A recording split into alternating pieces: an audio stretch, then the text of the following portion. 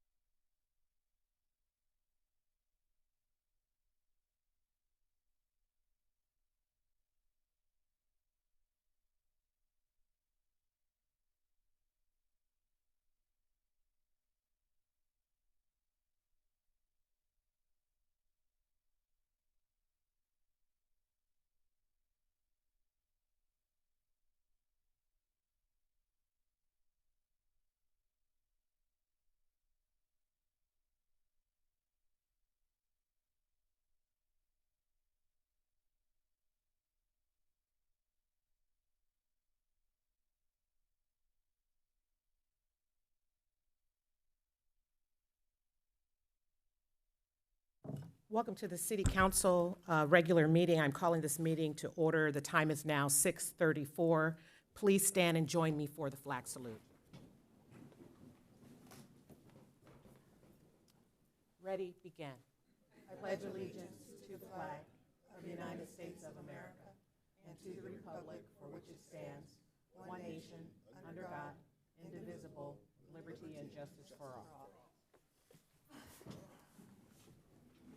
Thank you. Madam Clerk, roll call, please. Councilmember Gama, Here. Councilmember Hernandez. Here. Councilmember Perez. Here. Mayor Pro Tem Lopez. Here. And Mayor McQueen Lejeune. Here. I have the awesome responsibility to do the inspiration this evening. I had some notes that I cannot find, so I am going to wing it. Okay. So on the 23rd of May, Mayor Pro Tem and I had an opportunity to visit the Rio del Sol STEAM School for their Endangered Animal Sanctuary event. It was really wonderful, learned an awful lot. I got a personal invitation from a third grader, Addison. I don't remember her last name right now without my notes, but she sent me an email and invited me to come to the event. And when I got there, I saw Mayor Pro Tem. But so prior to the event, each student selected an endangered animal that they wanted to research. And so we got the opportunity to be presented presentations for the animal that each of the students selected. And so I had 5 presentations provided to me, and these were the animals that were a part of those presentations. So I'm going to see if I can remember what they are. So it's the California owl, spotted owl. You have honeybees. You have the giant kangaroo rat. Yes. What is the toad? I can't remember the name, but the toad, and we're going to get there. So these are the presentations that I received. And so a royal toad. And so this presentation was presented by Johnny and Tommy and Matthew. And so one of the other things that they did is they provided a QR code for the organizations that actually do work in the areas of their choice. So if you would like to just pull out your phone and scan any QR code, you absolutely can do that. And so what the students also did, and you'll see see them a little later, is they actually did art as well. And participants, parents, attendees had the opportunity to donate and to actually purchase some of the artwork. So the artwork that you see in my presentation are the pieces of art that I acquired on that day. All right. And so in some cases, there's information regarding the animal. And so the population in 2025, the royal toad is 3,000 and the yellow leg frog is 200. And so the students did a great job. They picked the animal that they were most interested in to submit or provide the presentations. And this one is the blunt-nosed leopard lizard. And this was presented by Matthew, Mateo, and Zion. And then this is the artwork that was created by Matthew.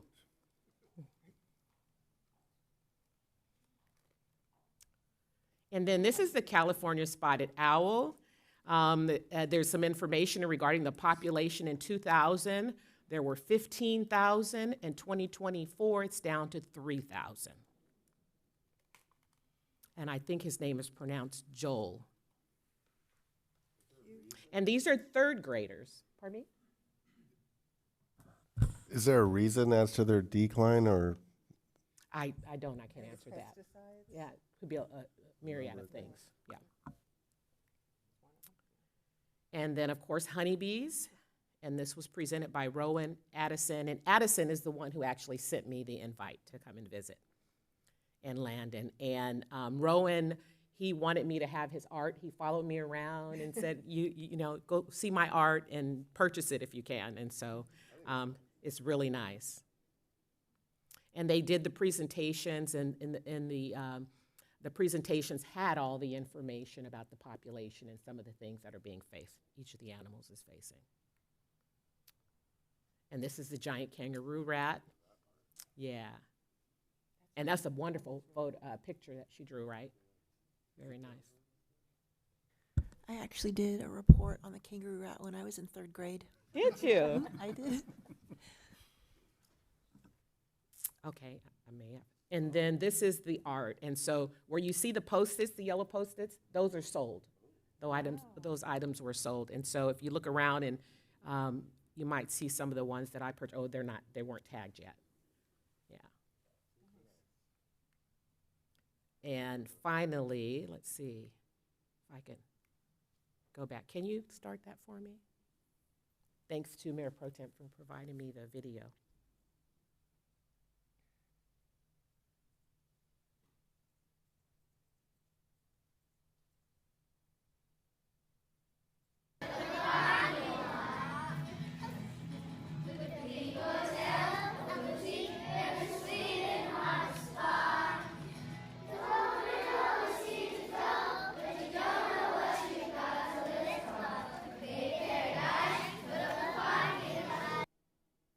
Great, so that is my presentation. And if you're interested in seeing it again or scanning the QR code, just let me know. I'm more than happy to share that with you. Thank you. Well done. All right. City Attorney, can we have the closed session report, please? Thank you, Honorable Mayor and council members. There were 4 closed session items this evening. The first one was a conference with real property negotiators pursuant to Government Code 54956.8. The property and the negotiating parties as set forth on the agenda. Items B, C, and D were all conference with labor negotiators pursuant to Government Code 54957.6. And the agency representatives as well as the employee associations are fully set forth on the agenda as well. At this point, there is no reportable action with respect to any of those 4 items. Thank you, sir. We will now hear public comments not pertaining to the items on the agenda. Public comments are limited to 3 minutes. This process will be the same for comments for the agenda items. Madam Clerk, do you have any public comments? Yes, our first public comment will be from Nicole.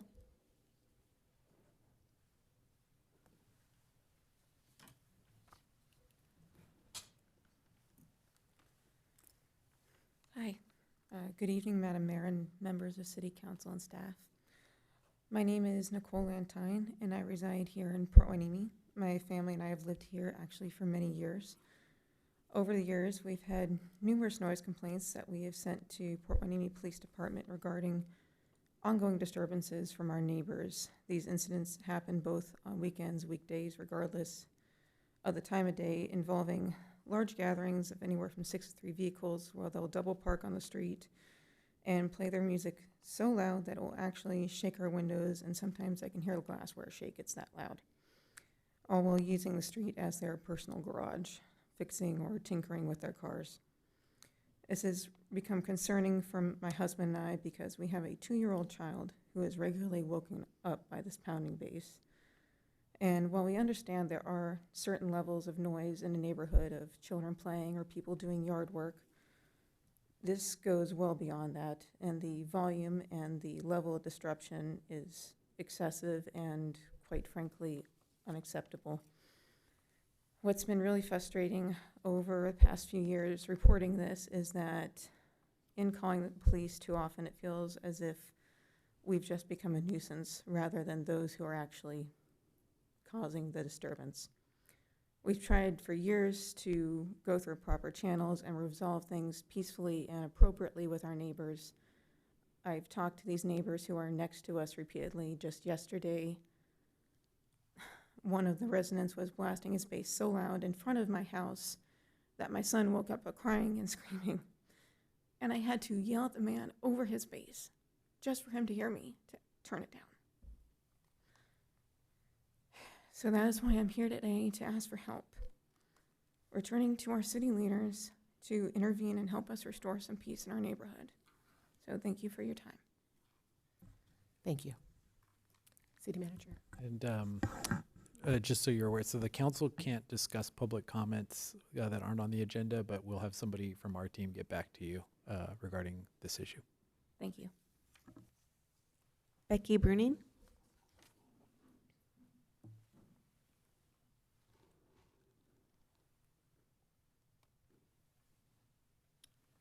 Good evening, Mayor, Mayor Pro Tem, Council, staff, and audience. I'm here tonight representing Real Guppy Outdoors, and I want to thank everyone who made our dinner last night successful. We had everyone turn out, plus we had people show up that hadn't paid who wanted dinner. And I want to congratulate the mayor on her take on the raffle gifts. Every time we turned around, she was like, ask mine. I want to thank the chief of police for having us do a live auction for his ride-along. And I want to thank the chief from the fire department for letting us auction a tour of the firehouse here in Wainimi and having dinner with the firefighters. So I just wanted to thank everyone. Thank you. Thank you. Luis Mendez.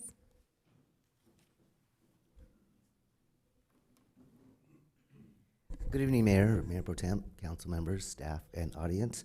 I'm here on behalf of the Ventura County Area Agency on Aging to just advise you guys of an announcement that was made today. The VC AAA Legacy Award nominations are now open. The nomination period is for Ventura County Area Agency on Aging Legacy Awards is open till September. These awards recognize the contribution of Ventura County residents and businesses that are dedicated to helping older adults, people with disabilities, and their caregivers to live optimally. The deadline for submitting nominations is Monday, September 1st, and the winners will be announced in November. The nomination packet will be attached to the email I send you guys. You guys can also go to vcAAA.org legacy. Wainimi is a little small city in Ventura County, and you don't often see anybody or residents recognized for countywide awards. I know we have small businesses, nonprofit organizations, and even residents that contribute a lot of their time and sometimes even money to local charities or elderly. So I just wanted to advise you guys of that from the Area Agency on Housing, and hopefully someone from Wainimi can be nominated to represent our city. Thank you, guys. Thank you. Stephen Auclair.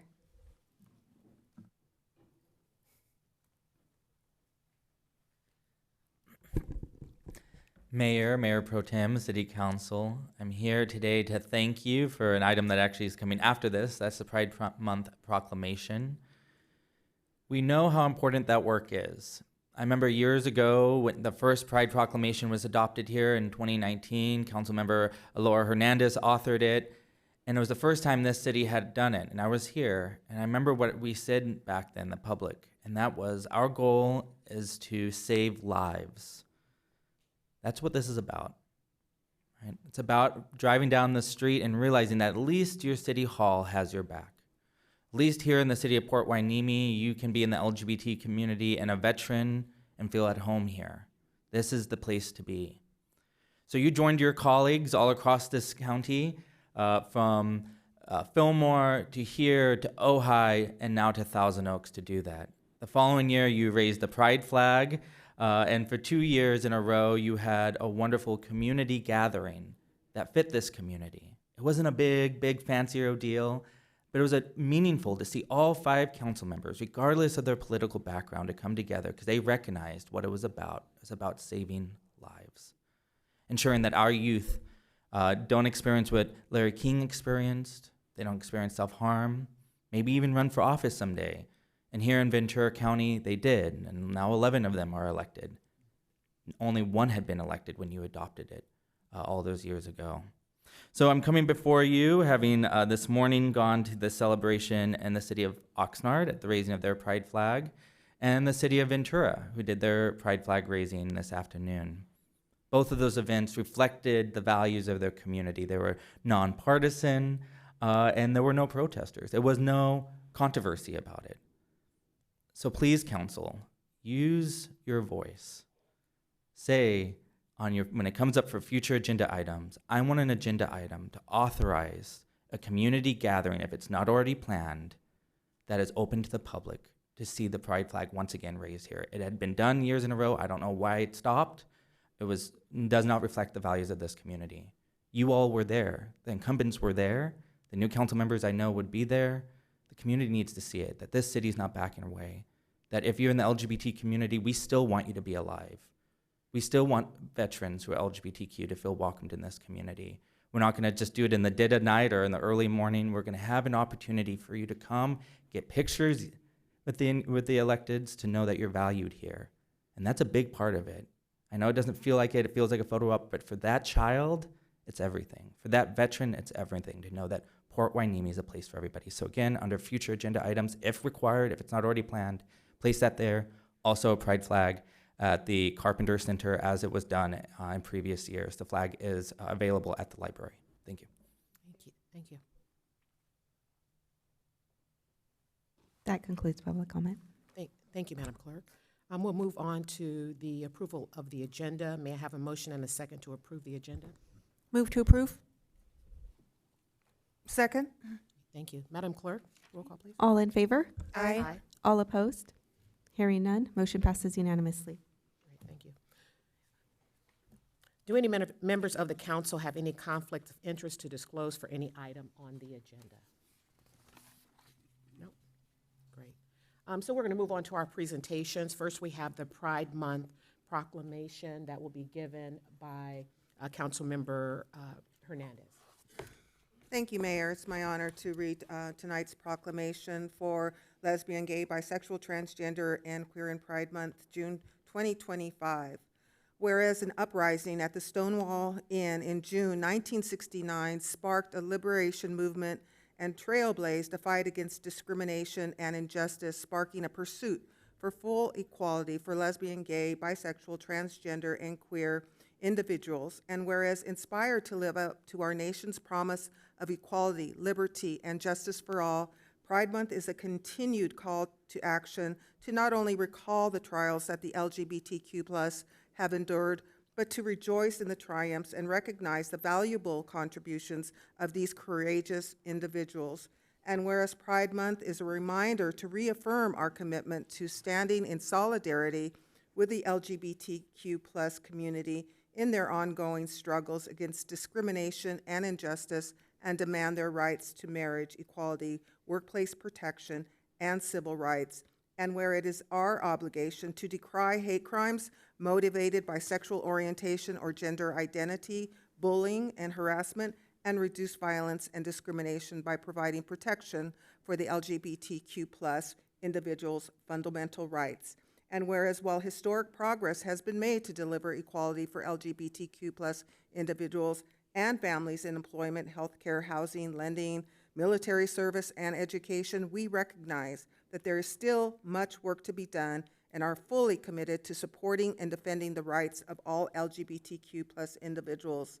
And whereas we recognize the resilience and determination of the many individuals who are fighting to live freely and authentically, in doing so, they are opening hearts and minds and laying the foundation for a more just and equitable America. Now, therefore, be it proclaimed that the City Council of Port Hueneme does hereby recognize and honor June 2025 as LGBTQ+ Pride Month, and will call upon the community to celebrate the great diversity of the American people, proclaimed this second day of June 2025. Great, and thank you. My apologies. I should have called up the representative from the Ventura County Diversity Collection. Celia and Stephen, want to come up for a photo? Let them have words first. Oh, sure. Yeah. You can come to the podium and have words if you like. Thank you so much, Mayor Pro Tem and the City Council members. I am not from Port Hueneme. I live in Thousand Oaks, but I live in this county. I'm a business owner in Thousand Oaks. I am an Asian, an immigrant, a business owner, a parent, and a compassionate human being. I'm not just transgender. Being trans is not my goal in life. Being trans is who I am. That's part of my identity. But I want to be a good human being. And that's why we care about the community. I'm part of the board at Diversity Collective. I'm also in the board at Stonewall and also in the Workforce Development Board of Ventura County. Some of the work that I have been focused is not just LGBTQ, but people with mental health issues, veterans, farm workers, people who are incarcerated. So we have created job opportunities. I work with Ventura County Board to create job opportunities for people that I care about. I've created opportunities for women, trans women, people of color. My wife is, we are still married. We celebrated our 28th wedding anniversary. My daughter grew up in Newbury Park, and I have a compassionate and loving family. And I'm always proud of Ventura County because this is the county that I came out. And I know that this county is so important for people like me. And there are a lot of youngsters today looking up to the city leaders for justice, for not being bullied in schools. We saw that amazing presentation. We want to see the smiles in the faces of these children. The reason why I'm standing here is not just to get a proclamation, but an affirmation from you that you are behind us and you are supporting us. And that's what keeps us going. And one last thing.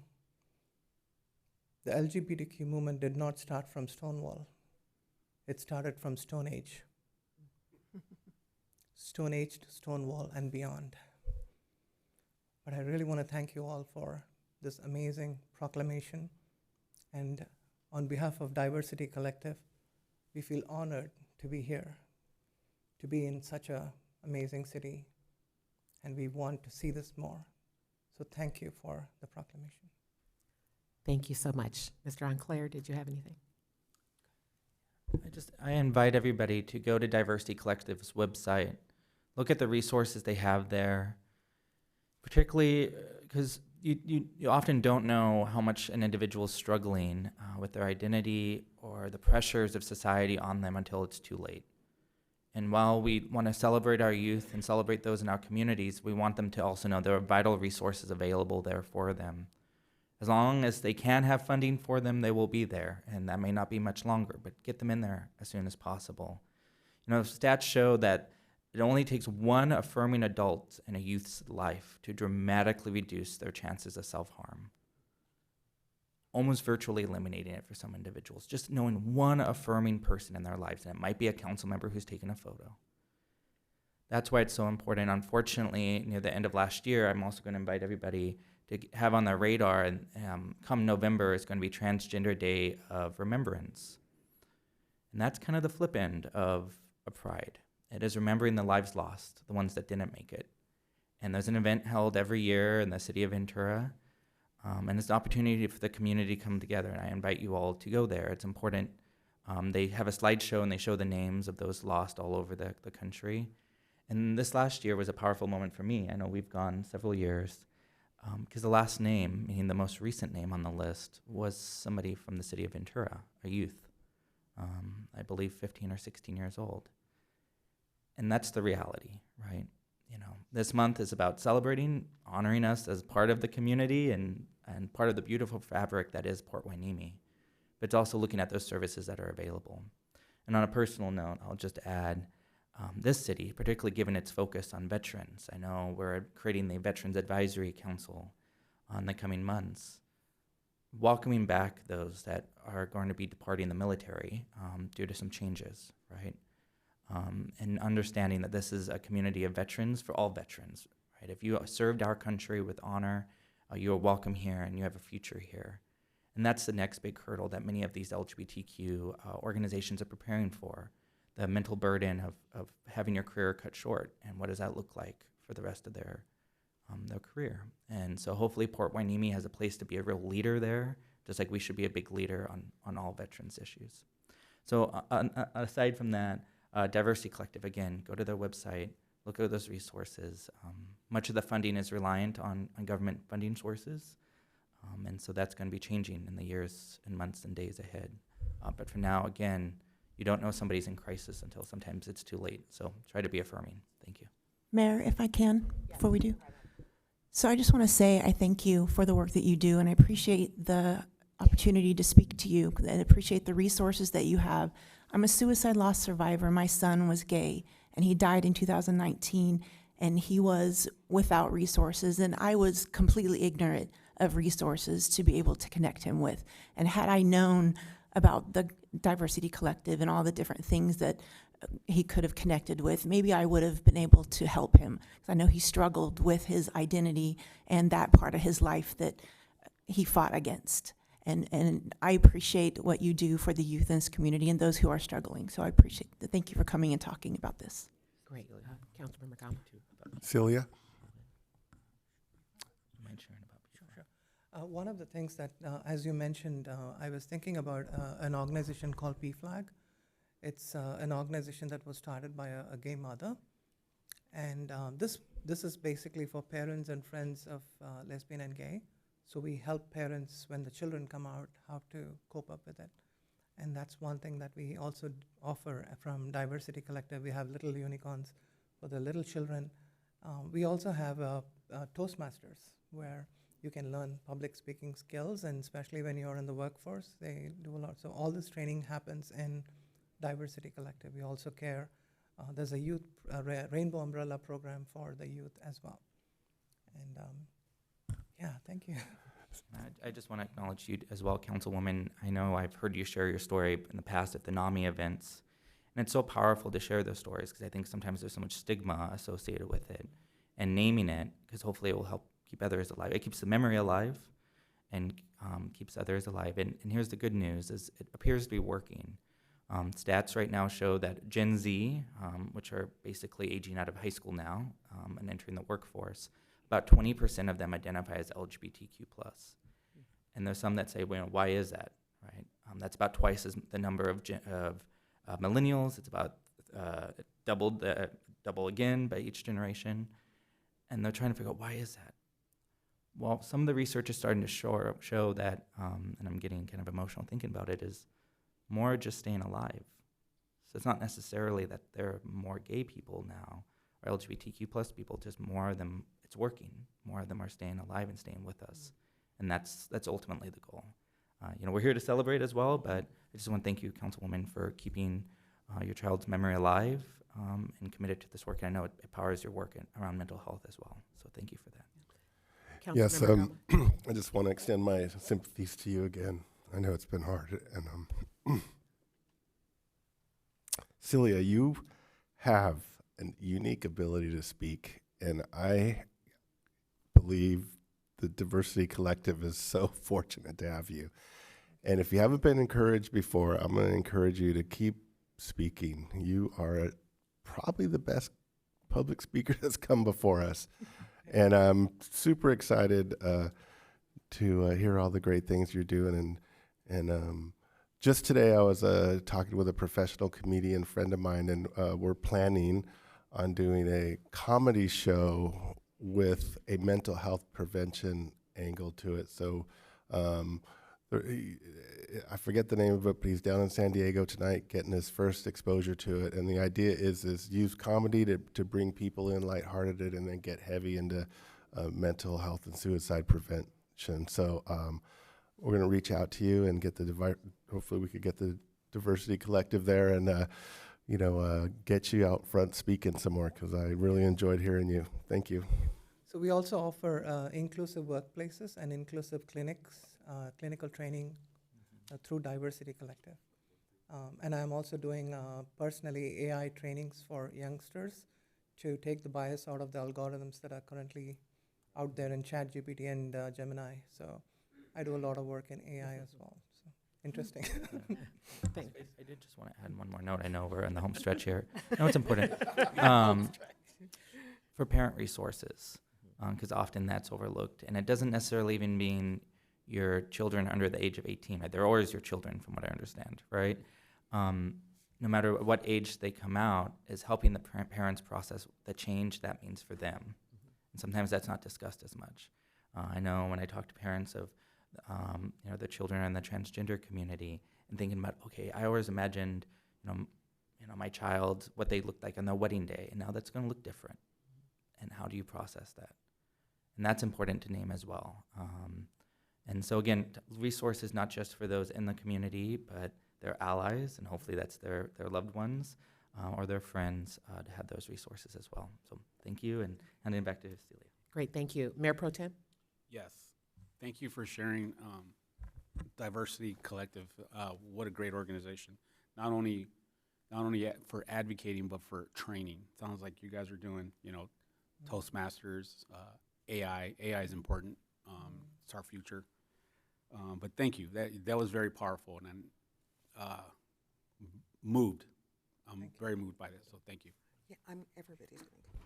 Great. Did you have anything?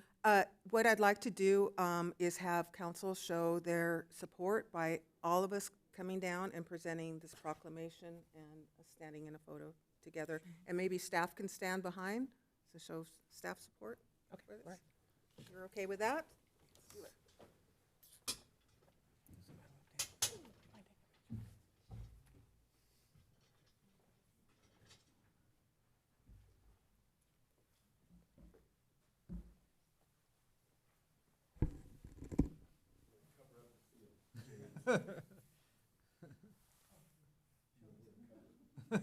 I'm going to take pictures with a couple phones, so give me a second.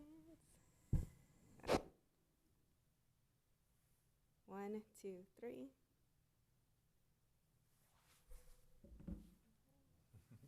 Oh, this is on me. Okay. Oh, sorry. 1, 2, 3. Okay.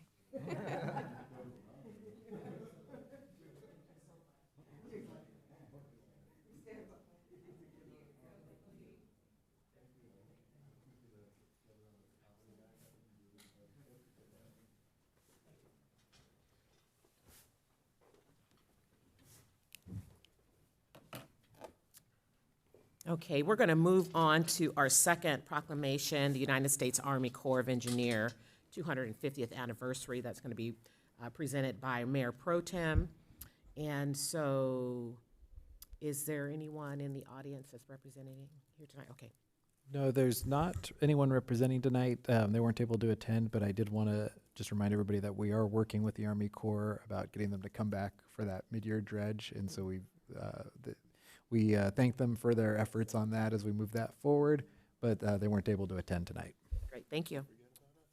Okay, so I'll go ahead and read the proclamation. The City of Port Hueneme, whereas honoring and celebrating the United States Army Corps of Engineers 250th anniversary.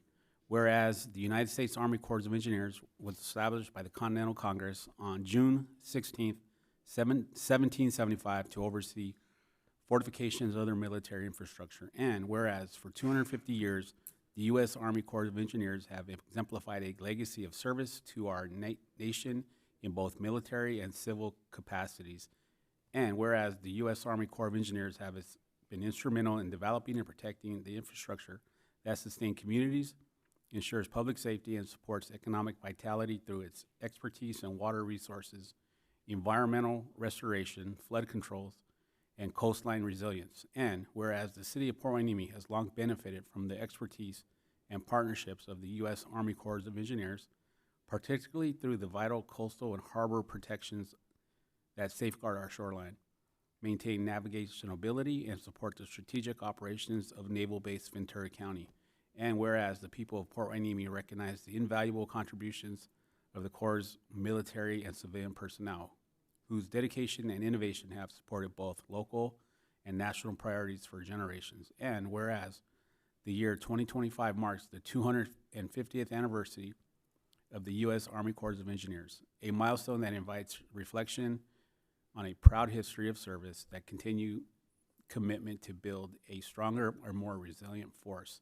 Now, therefore, let it be proclaimed that the City Council of Port Hueneme does hereby celebrate, honor, and recognize the 250th anniversary of the United States Army Corps of Engineers and extends its deepest appreciation to its enduring partnerships and contributions to our country, our coastline, and our country. Proclaim this second day of June 2025. Thank you. Thank you so much. And so we're going to move to. Mayor, if I may for a sec, do we have a contact that we could mail this proclamation to, and do I need to make a motion, and maybe we could tie it to our ongoing relationship building? Yeah, we'll get it to one of our points of contact. Great, thank you. Okay, for the final presentation, I'd like to welcome Human Resources and Risk Management, Frank Lee, to provide a brief introduction, and then he'll go from there.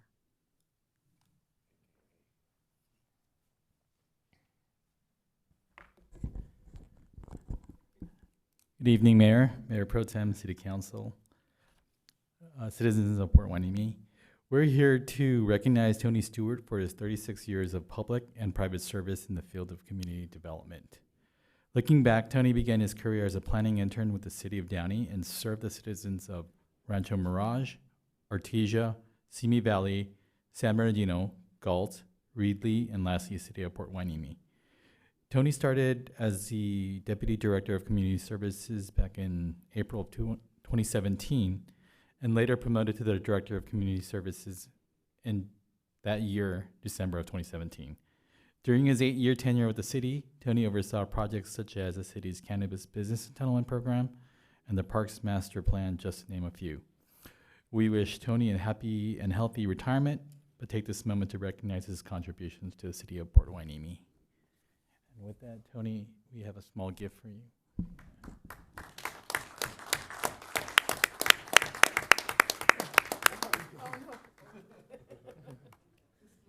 Something to keep alive, huh? Yeah. Short one. I know we've got more. But anyway, thank you all. Yes, it has been an honor working for the city of Port Hueneme here for the past 8 years. Kind of flew by pretty quickly, but I couldn't have done it without a lot of help. Support from the council, you know, the hearings I brought forth and having your support to approve them. Of course, the management team that I work with here daily, but really my own team, they're definitely the best. So really do enjoy working with them. Hopefully they'll be able to come up and help with the picture, I guess, apparently the obligatory picture. But yeah, you know, like I said, we've got our counter staff, so folks that come into City Hall every day meet us. But of course, our building team, our planning team, and then code enforcement. And you know, when things don't necessarily always go well, but we have the best code enforcement officer you could have. So anyway, it's a great team. I've really enjoyed my time here, and so I'll definitely come back once in a while, but I'm going to definitely hand off the reins, but that'll be to James and his new team. But anyway, thank you all. Great, great. So thank you, Mr. Lee and Mr. Stewart. I'm going to read the proclamation before we move over into the comments. So proclamation honoring Community and Economic Development Director Tony Stewart for his service to the city of Port Hueneme. Whereas Tony Stewart began his 36-year planning career as the planning intern in the city of Downey, California in December 1988. And whereas Tony obtained his Bachelor of Science Urban and Regional Planning from Cal Poly Pomona in 1990 and his Master's of Urban Planning degree with honors from Cal Poly Pomona in 2001. And whereas Tony successfully passed the exam and became a member of the American Institute of Certified Planners on July 1st, 2003. And whereas between 1990 and April 2017, Tony held various planning positions, first with the planning firm of Smith, Perrone, and Fox in Palm Springs, California, and then with the cities of Rancho Mirage, Artesia, Simi Valley, San Bernardino, Galton, Reedley, California, and was the project manager for many types of planning-related projects, including preparing environmental impact reports, several comprehensive zoning ordinance and design guideline updates, and Simi Valley General Plan update, and entitling the first 2 Amazon warehouses constructed in the state, San Bernardino. And whereas on April 3rd, 2017, Tony began employment with the City of Port Hueneme as the Deputy Director of Community Development and was promoted to Director of Community Development on December 18th, 2017. And whereas during the 8 years with the City of Port Hueneme, Tony has led the city's Planning, Building, and Safety and Code Compliance Division, and until recently, the Parking Enforcement Division, has been the project manager for projects such as coordinating the city's cannabis business entitlement program, the Parks Master Plan, the city's general plan update, the city's first economic development plan, the update landscape design guidelines, and several zoning ordinance amendments, and served as the interim city manager from February to July in 2023.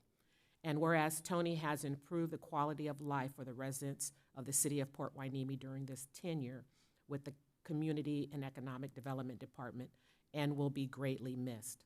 Now, therefore, be it proclaimed that the City Council of the City of Port Hueneme does hereby recognize and honor Director Tony Stewart for his dedication, commitment, and service to our community, and wishes him well in all his future endeavors. Proclaim this 2nd day of June 2025, signed by all the council members. So we are going to, thank you. Any comments? Any comments at all? Yes. Director? Thank you, Mr. Stewart, for your steadfast dedication and service to the city.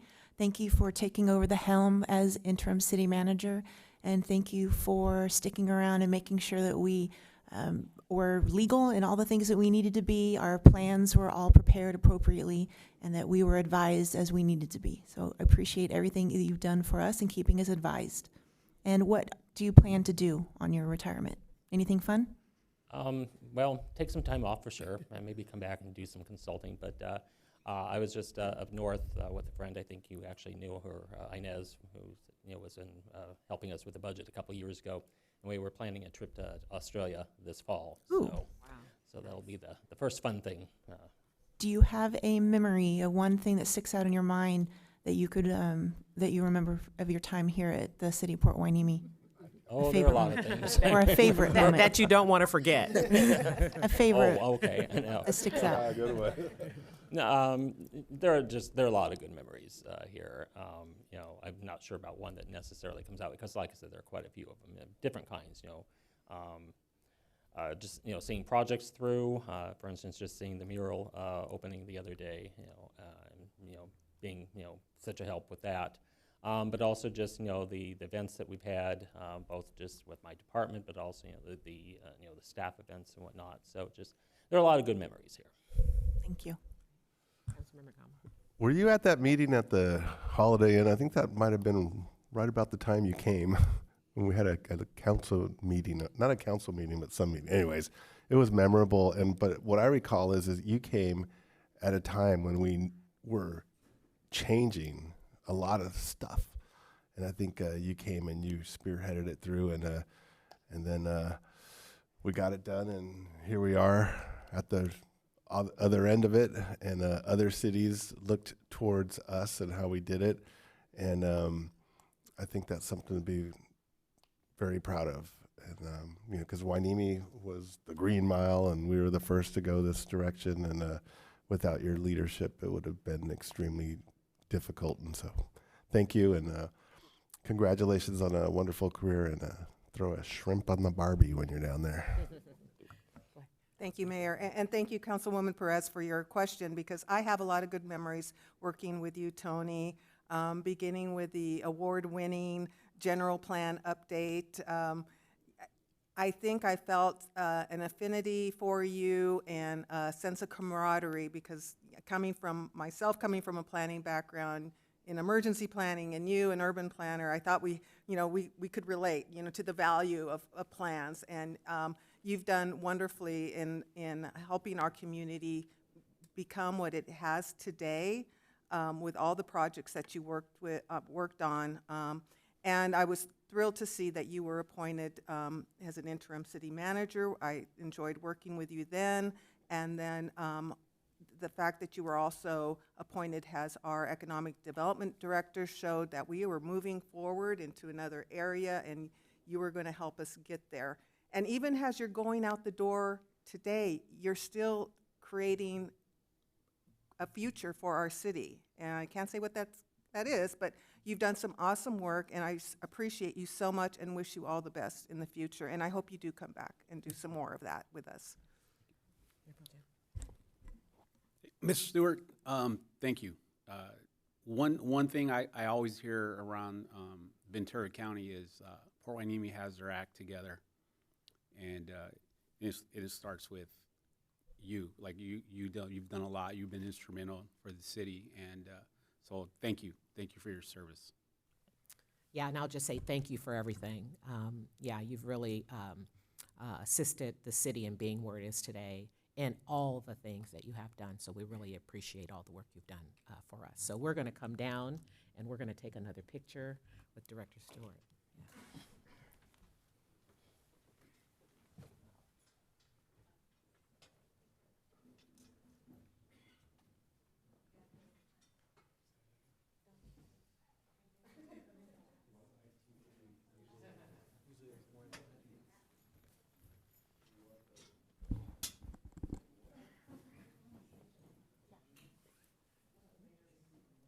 Yeah, probably.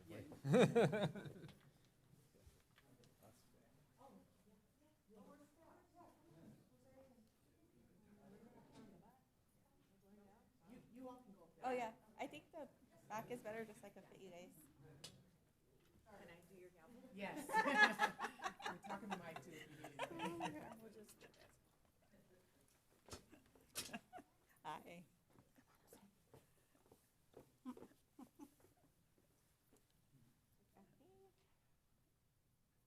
One, two, three.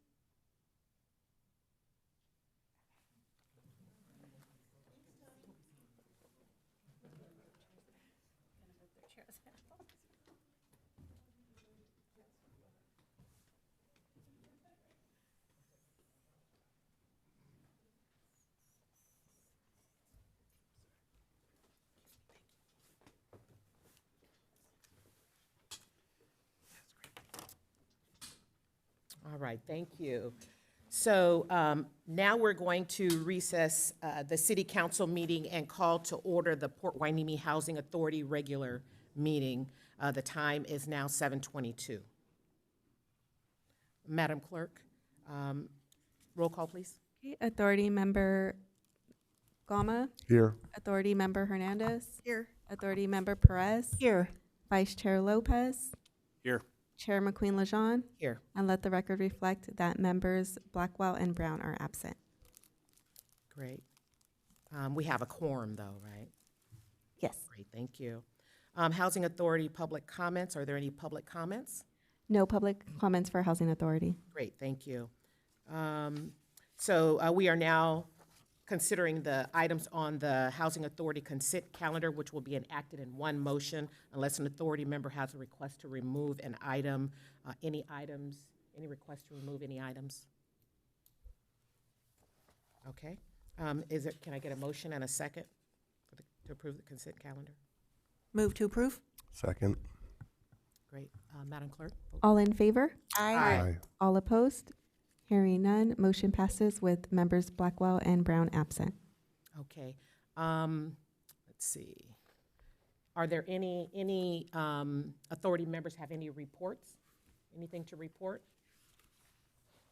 Nope, nothing to report. Okay. I'll now adjourn the Housing Authority regular meeting. The time is now 7:24. The next regular scheduled meeting is September 2nd at 6:30 p.m. 24. I'll now call to order the special joint meeting of the City Council, Housing Authority, and Surplus Property Authority Commission. Roll call, please, Madam Clerk. Okay. Council Member, Housing Authority Member, Commissioner Gama. Here. Councilmember Housing Authority Member Commissioner Hernandez. Here. Councilmember Housing Authority Member Commissioner Perez. Here. Mayor Pro Tem Vice Chair Vice President Lopez. Here. Mayor Chair President McQueen Lejeune. Here. We'll now consider the items on the consent calendar to approve the minutes unless there is a request to remove an item. Is that the only item? Okay. Can I get a motion and a second to approve the minutes? Move to approve. Second? I'm sorry, I said the minutes, the consent calendar. Oh. Move to approve? Move to approve. Great, thank Second. you. Thank you. Madam Clerk? All in favor? Aye. All opposed? Hearing none, motion passes with members Blackwell and Brown absent. Great. So we'll move now to the public hearing pursuant to the Government Code Section 3502.3 AB 2561 regarding the report on the City of Port Hueneme vacancies and recruitment and retention efforts. Madam Clerk, do you have proof of publication as required by law and a complete file of reports and exhibits? Yes, Madam Mayor. Thank you. Staff, please present the report. Thank you, and frankly, our HR manager will be taking us through that report on this new state requirement. Good evening, Mayor, Mayor Pro Tem, City Council, and citizens of Port Hueneme. My name is Frankly, HR Manager. On September 22nd, 2024, Governor Newsom signed Assembly Bill AB 2561 to address the issue of job vacancies in public agencies, which adversely affects the delivery of public service and employee workload. The bill was enacted into law and codified in Government Code Section 3502.3. The new law became effective January 1st of 2025.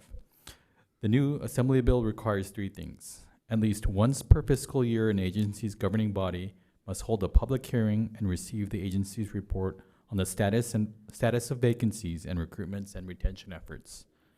During the hearing, the agency must identify any necessary changes to policies, procedures, and recruitment activities that may lead to hiring obstacles. And lastly, the agency must allow the recognized employee organizations, a bargaining unit, to make presentation at the hearings. If 20% or more of the full-time positions in a bargaining unit are vacant, the city must, upon union's request, provide specific vacancy and workforce data at a public hearing, including total vacancies, applicant numbers, time to fill averages, and ways to improve compensation and employment conditions. And I'm happy to report that we have never met that threshold this year. The City of Port Hueneme has 3 employee groups, of which 2 groups engage in collective bargaining. The Service Employees International Union, Local 721, SEIU, and the Port Hueneme Police Officers Association. They have been notified about the public hearing and were informed that they are allowed to make presentation. Since the city is below the 20% vacancy rate, no other vacancy or workload data is required to be presented. For the fiscal year 2024-25 annual budget, the City Council approved a total of 137 full-time equivalent budgeted positions, excluding seasonal and City Council positions. And in fiscal year 2025, the city experienced an average vacancy rate of 7.7%. And with that, that's the presentation. Take any questions if there are any, or if not, could move to the recommendations. Great, thank you. Are there any questions? Council members, any questions? No questions?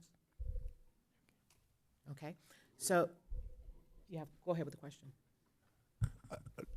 What's the purpose of this? I think I have my own opinion, but I think I might be wrong. But generally speaking, the 30,000-foot view. So I think in larger organizations where they have a vast amount of vacancies, it really hurts their service delivery, impacting employees, having them work overtime, being tired in their capacity. So to prevent that from happening, labor union groups, I believe, put this bill together to address any of those issues, to make sure that there's sufficient resources to make sure that the service delivery is being done. Is there penalties if you fall below that or go above 20% vacancy rate? No, there isn't. It's mostly a requirement that the unions are able to request the data that's collected and to make appropriate policy decisions to make sure that the city or the public agency is a more attractive organization. Yeah, I think if I could just add there that I think one of the goals with the thinking of how this would play out is if there was a city that was not really making the effort to fill positions, that they would give the opportunity for the employees and the unions to come out and kind of identify that to the public and to the council.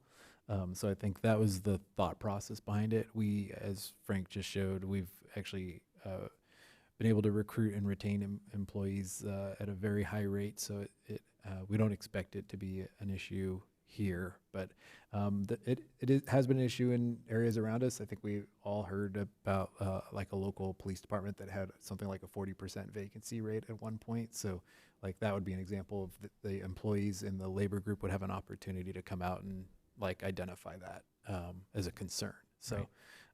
So we have not had the issue, and we don't anticipate it moving forward. So. That's true. Any other questions? Any other questions? Okay, great.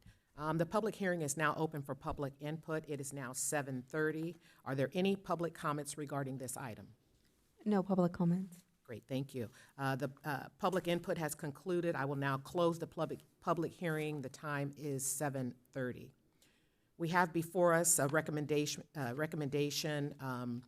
to receive the informational report on City of Port Hueneme vacancies and recruitment and retention efforts pursuant to Government Code Section 3502.3, and to take such additional related action that may be desirable. May I have a motion and a second? I'll make a motion to receive the informational report. Second. Thank you. Is there any discussion? No discussion? Great, thank you. Madam Clerk, please take roll call. Okay. Councilmember Housing Authority Member Commissioner Gama. Yes. Councilmember Housing Authority Member Commissioner Hernandez. Yes. Councilmember Housing Authority Member Commissioner Perez. Yes. Mayor Pro Tem Vice Chair Vice President Lopez. Yes. Mayor Chair President McQueen-Lejeune. Yes, And let the record reflect that members Blackwell and Brown are absent. Motion passes. great, thank you. Thank Thank you, you. Mr. Lee. Okay, we'll move on to item number 8, budget adoption for fiscal years 2025 through 26 and 2026 through 2027. Madam Clerk, do you have proof of publication as required by law and a complete file of reports and exhibits? Yes, Madam Mayor. Will staff please present the report? Yes, and I'm going to hand it off to Ashley because I think everybody's tired of hearing me talk about the budget from the last couple of meetings. So, Ashley, take it away. Thank you. Mayor Pro Tem, City Council, thank you so much for your time. Thank you for letting us talk to you guys again about the budget for our third workshop. I hope you all enjoyed your light weekend reading of the budget book.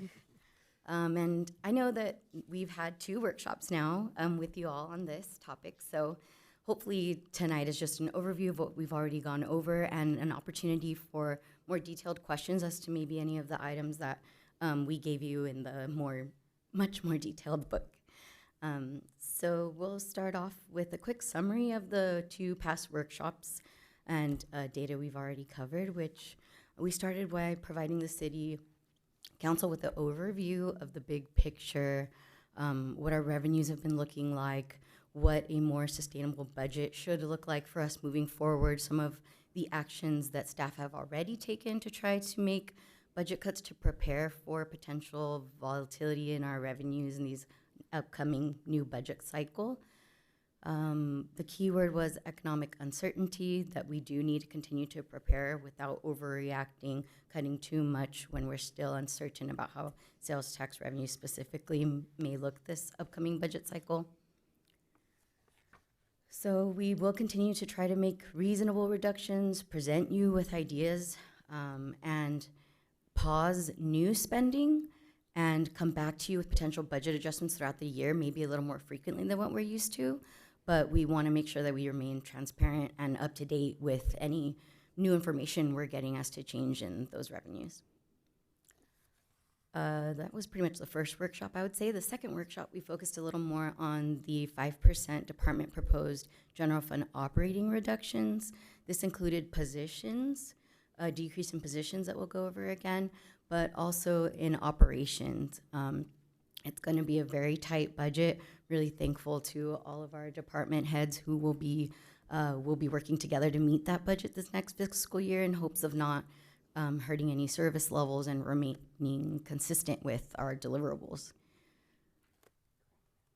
We revised our CIP plan to focus projects with alternative funding sources such as streets, gas tax funds, and we are going to be looking for grant opportunities. So you will see a bit of a smaller CIP budget as far as new projects are concerned, but we did present you with a full list of CIP projects that does include rolled over projects and multi-year projects that are ongoing, the departments are working on right now. So that will be included in the budget.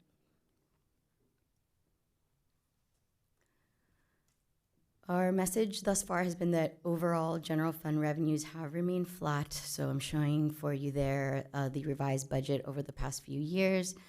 And as operating expenditures continue to increase, we have tried to make major reductions in this proposed FY26 and FY27 budget so that we can get back to figuring out what are optimal staffing levels for the city. So I'd like to go through these general fund expenditure categories very quickly. You'll notice salaries and benefits continue to increase annually. Those are with regular cost of living increases, mandatory CalPERS payments towards our unfunded liability. And so we did freeze several general funded positions in this fiscal year 26 and 27 in order to try to cut down on some of those continued salary and benefit increases. We do intend to move forward, right-sizing filling positions with attrition. That was something that's proposed as a continued ongoing effort. Operational expenditures, you will notice, took a cut from 25 to 26, and those are all of those department proposed 5% reductions we were speaking to you about. Those were necessary cuts to try to get to our balanced budget, but the salaries and benefits make up 70% of our expenditures. Therefore, that's the area we really didn't need to focus on. Our capital expenditure budget, as I mentioned, decreased there. That 1.2 figure does include the rolled over projects as well as the new projects and our fixed assets and capital outlay expenditures, so larger supplies and equipment that we'll be buying this fiscal year. Of that amount, we are going to be using some of our CIP reserve in order to produce this balanced budget. And so we are using about $600,000 of that CIP reserve to fund some of these capital expenditures. Internal services and debt covers the increases to our risk insurance, our citywide insurance that continues to go up annually. And that's one of the larger budget increases you'll see from 26 to 27 proposed because we do anticipate that annually.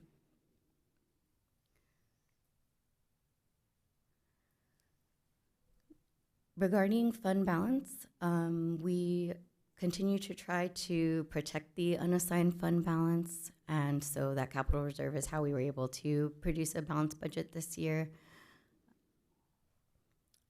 We want to show here the staffing levels. So as I mentioned in the previous slide, we have reduced the total number of staff so that, and with attrition is the way in which we will try not to hit fund balance, hurt unassigned fund balance. Apologies, I forgot my main point with that staffing amount. The unassigned fund balance with the approval and adoption of this budget, we estimate to be at the end of this fiscal year 25 at 7.4 million. It does go up to 8 million. And the reason for that is as we cut our expenses, so does our reserve requirement go down. And so that shows like an increase, but what it is adjusting the reserve to the appropriate amount according to our policies, which I'll go over next. And then fiscal year 27 budget does go down to 6.8 million, and that is the reason why we say we will need to come back with you with budget adjustments and additional reductions in 27 should our revenues not increase. This is our listing out of our specific reserves. We have 4 categories in which we went over in the last meeting. I don't want to continue to give you the same information, so they're listed for you here as well as in the book, but just know that every year we do have to adjust these according to what our operating budget is, considering that they are dependent upon 6 months of operating expenses, 10% of operating expenses, and we will continue to bring back these figures to you to show you the change over time. That's all I have for you today on the general fund. I did want to switch gears and talk a little bit about the utilities. Utilities are enterprise funds in which we are obligated to capture from the rates in which we give to our utility users the full amount of the cost of providing the services. We will be coming to you with a utility rate study here soon. Public Works has been working on an RFP to have a consultant help us with this study. I want to show you the fund balances here so that you understand why we do have to go through this study and that it has been quite some time in which we've done it last. So the wastewater and solid waste enterprise funds were last completed in 2009. The water utility study was more recently done in 2019. And I want to show you these fund balances that annually I'm showing you from 23 to 27. They continue to decrease instead of building up a reserve that we will need for new capital improvement projects as they come about, as those needs come up. For the water operating fund, you will see a large decrease in fund balance from 25 to 26, and that is because of a lot of capital improvement projects that they are going to get done in this upcoming fiscal year. Again, this is part of that. Let's focus our team's efforts on projects that other funds will be used instead of general fund on our CIP projects for these upcoming years. So that's that large decrease there from 25 to 26 in fund balance for water projects. Wastewater went through decrease from 24 to current year 25 because of their large water force main break project that they were able to complete this fiscal year. So I'm trying to just point out some of these variances and show you that we do need to start saving up for future projects. Solid waste did have some equipment purchases that they needed to make in past years, and that's showing the decrease there. They had large trash trucks to purchase. So we'll be coming back to you for that rate study to hopefully turn this around. Is there a rate study for each of the enterprise funds, or is it just water? All of the funds will be studied, reviewed, reviewing their costs and what will be needed to be recuperated with a change in rates. They'll all be analyzed. Okay, thank you. Moving on from utilities to the housing division. The Housing Authority does have 3 separate funds. I'm listing for you there. They're fund balance that we're proposing for the end of FY26. But I did want to highlight that we will have to come back for the FY27 budget. We will have major changes in the housing division. I will not totally speak for Gabby on this, but our housing division is going to go through a change to the RAD Section 19 Blends program, which will require the creation of a new fund, totally new tracking of this separate HUD program. And so it will cause a reduction in the 701 Conventional Housing Fund, which is another, our current ongoing HUD program. And it will, we will have to come back to you with a full budget and program changes and outline all of that for you. The housing division will come back with that information and data. The other 2 funds, though, are the city's Surplus Property Authority and the Housing Successor Agency. I'm listing for you their fund balances there. These are fully funded through rents. So we get rent revenue and the division maintains the properties. Any questions? Council have any questions? No questions? Okay. So the public hearing is now open for public input at 7:43. Are there any public comments regarding this item? No public comments. Thank you. Public input has concluded. I will now close the public hearing at 7:44. We have before us the recommendation to adopt the operating and capital improvement plan budget for FY 2025-2026 and FY 2026-27. Adopt a resolution of the Council of the City of Port Hueneme determining and establishing the city's appropriation limit for FY 2025-2026. Adopt a resolution of the Council and the City of Port Hueneme and boards of the Surplus Property Authority and the Port Hueneme Housing Authority adopting the budget for FY 2025-26 and FY 2026 and 27. May I have a motion and a second? Move to approve? Second. Great. Is there any further discussion? Madam Clerk, please conduct a roll call vote, please. Councilmember Housing Authority Member Commissioner Gama. Yes. Councilmember Housing Authority Member Commissioner Hernandez. Yes. Councilmember Housing Authority Member Commissioner Perez. Yes. Mayor Pro Tem Vice Chair Vice President Lopez. Yes. Mayor Chair President McQueen Lejeune. Yes. Let the record reflect that Housing Authority members Brown and Blackwell are absent, and motion passes. Great. Thank you. Thank you. This brings us, great, thank you. Can I This say bring- one thing? I just want to thank Ashley for supporting Real Guppies last night. It was really nice to see you there, and it was fabulous to see you there, actually. So thank you. Great. This brings us to the end of the special joint meeting. We will now reconvene to the City Council regular meeting. The time is now 7:45. Now, on to our consent calendar, which will be enacted in one motion unless the council member has a request to remove an item for discussion. Any items to be removed from the consent calendar? If not, may I have a motion and a second to approve the consent calendar? Move to approve? Second. Great. Madam Clerk, please take a roll call vote. All in favor? Aye. All opposed? Hearing none, motion passes unanimously. Great, thank you. We'll now move to item number 12, the public hearing, continued public hearing, annual development agreement compliance reviews for Emerald Perspective, Cooperative Incorporated, and finding of exemption from CEQA. I now turn over to staff for the report. Thank you. We have we had a presentation, but I think we'll try to keep it a little simpler, shorter. This is the continued public hearing that we had started on May 5th, 2025. The City Council held the public hearing for the annual review of the development agreement between the city and the dispensary Emerald Perspective. At that time, staff provided sort of a list of items that had fallen out of compliance in the development agreement between the city and Emerald Perspective. The council approved that essentially a payment plan and continued the public hearing to tonight with the direction that progress be made related to the payment plan and getting into compliance with other requirements of the development agreement. And so tonight we are here to report that on Friday we received the first payment from Emerald Perspective as part of that payment plan.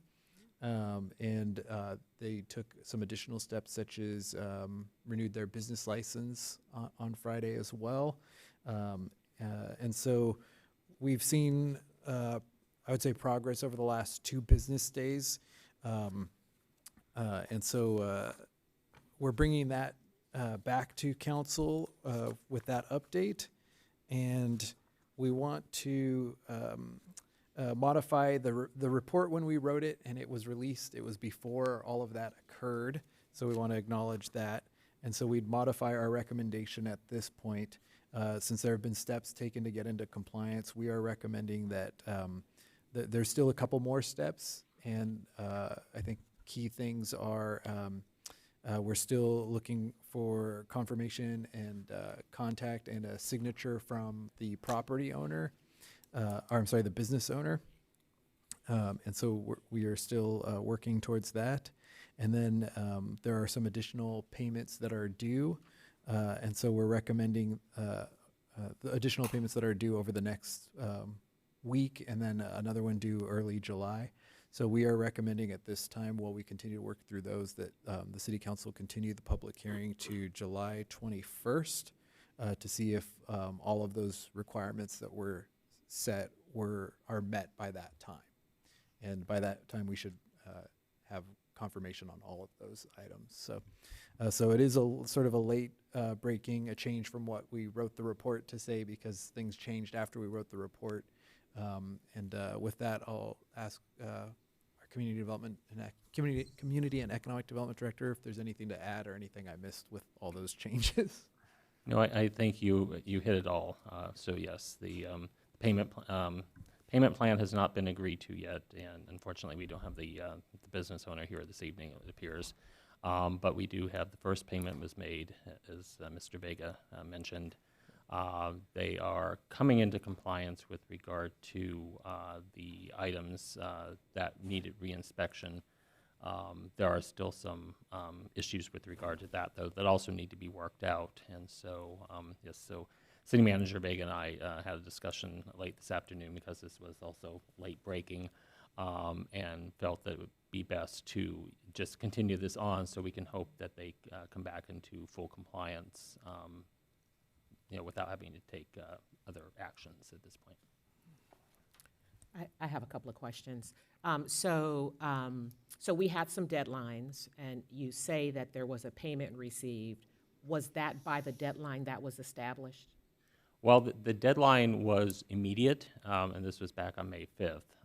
So it didn't occur till this past Friday. So it depends on how you define that then to be. Right. But otherwise, like I said, part of the inspection that we performed last Thursday found that some compliance had occurred at that point with regard to the employee tags were now present, but the business owner had emailed and said that all of the required documents that should be available at any time during inspection, that they were available. Neither he nor the manager were present during the inspection. We did get a hold of the manager, who could not direct her staff to where those documents are, and didn't think she could find them until this week at the earliest. So we still don't have that. And then again, the council did direct that the payment plan was supposed to also have been signed by tonight, and like I said, that has not occurred either. Okay. Can you say what was the payment amount? The payment amount was the $12,000, which is what the city council had directed be paid immediately. Yeah, and I'll just note there, just to sort of try to give the full picture. So the council had asked for that immediately. We had sent a notice out immediately, but in that notice we had said, please pay immediately prior to tonight. So, was Friday immediately? We can argue that, but we had included in that notice that we meant prior to tonight, so they paid it before tonight. Okay. Yeah, go right ahead, Mayor Pro Tem. Was there a reason why the owner didn't come? Did he share any information? No.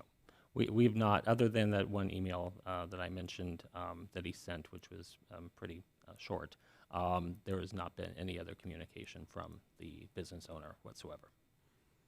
How many other cannabis businesses are not in compliance? There are several others that will be coming before you as well. Now, they're not to this extent, but there are some issues, and we've discussed in past development agreements, some reviews, that sometimes there are issues with other businesses as well. So currently, have they discussed when the money that is owed is, did they agree to the payment plan? No, at this point, they have not. So talking to our finance staff who are working with the dispensary, the manager was given another copy of it recently, and she was going to take it to the business owner to have it signed. We did direct that he will need to sign that, because we have no other authorization stating that anybody else can agree to this, which is part of the reason why we continued this hearing last time. So at this point, though, we have not heard back with regard to any other commitments for any other payments. But again, as Mr. Vega mentioned, we do have one that's due very shortly and another one due in July. And so hopefully we'll see those payments come in. Thank you. Okay, great. Mr. Gama first, then Mr. Hernandez. I don't know if it's the appropriate time, but I would like to hear from the manager. I don't know if it's the appropriate Yeah, time. let's do questions based on the report first, and then when we go in discussions, we'll ask questions to them. Okay, because some of the questions that I have, I think hopefully could be answered by the manager. Okay, so, thank you, Mayor. So, Mr. Stewart, you mentioned something about the owner signing off on the agreement. Has the owner signed off on his authority to any member of his staff so that they can represent the business? Has there been any? No. Okay. You're nodding yes, or? Yep. okay. We have not received any. We've not received it, okay. All right. Yeah, and if I could add, because I think that is one of the things we're working to clarify and why we had suggested the 1 month continuance is our understanding. What I have been told is that there has been communication with the employees with the owner, and that they came in and got the payment plan to get that signed through that process, but we have not received communication from the business owner at this time. Right. Okay, any other questions of staff? No question? Okay. So the public hearing is now reopened for public input. The time is 7:55. Are there any public comments? Yes, we have a public comment from Drea Reyes. Okay. So the questions will come now. Good evening. Okay, I have all the required documents that he was asking for. The reason why they didn't have them on last Use your Thursday- mic, please. Hear you. Last Thursday, when the police came in to get the required documents to show that we were compliant, I was actually in the hospital with my daughter. So what he told me was he would come back on Friday or Monday. So I was there on Friday, and I even gave him a call and asked him to come back, that I had it, and I didn't get any call back from him. And then today I called him, and he said not to worry about it, to bring everything to the meeting today. So I have everything that was asked for. And there was a letter sent. I've been communicating with somebody named Dion, I believe. Not sure who that is, from the city. Dion? It's Diane from our finance department is who coordinated the payment plan. Okay, so she asked me just to bring that signed payment agreement from me here today, and I have that with me, and I guess I'm supposed to give it to somebody named Ashley. Not sure who Ashley is. Yeah, but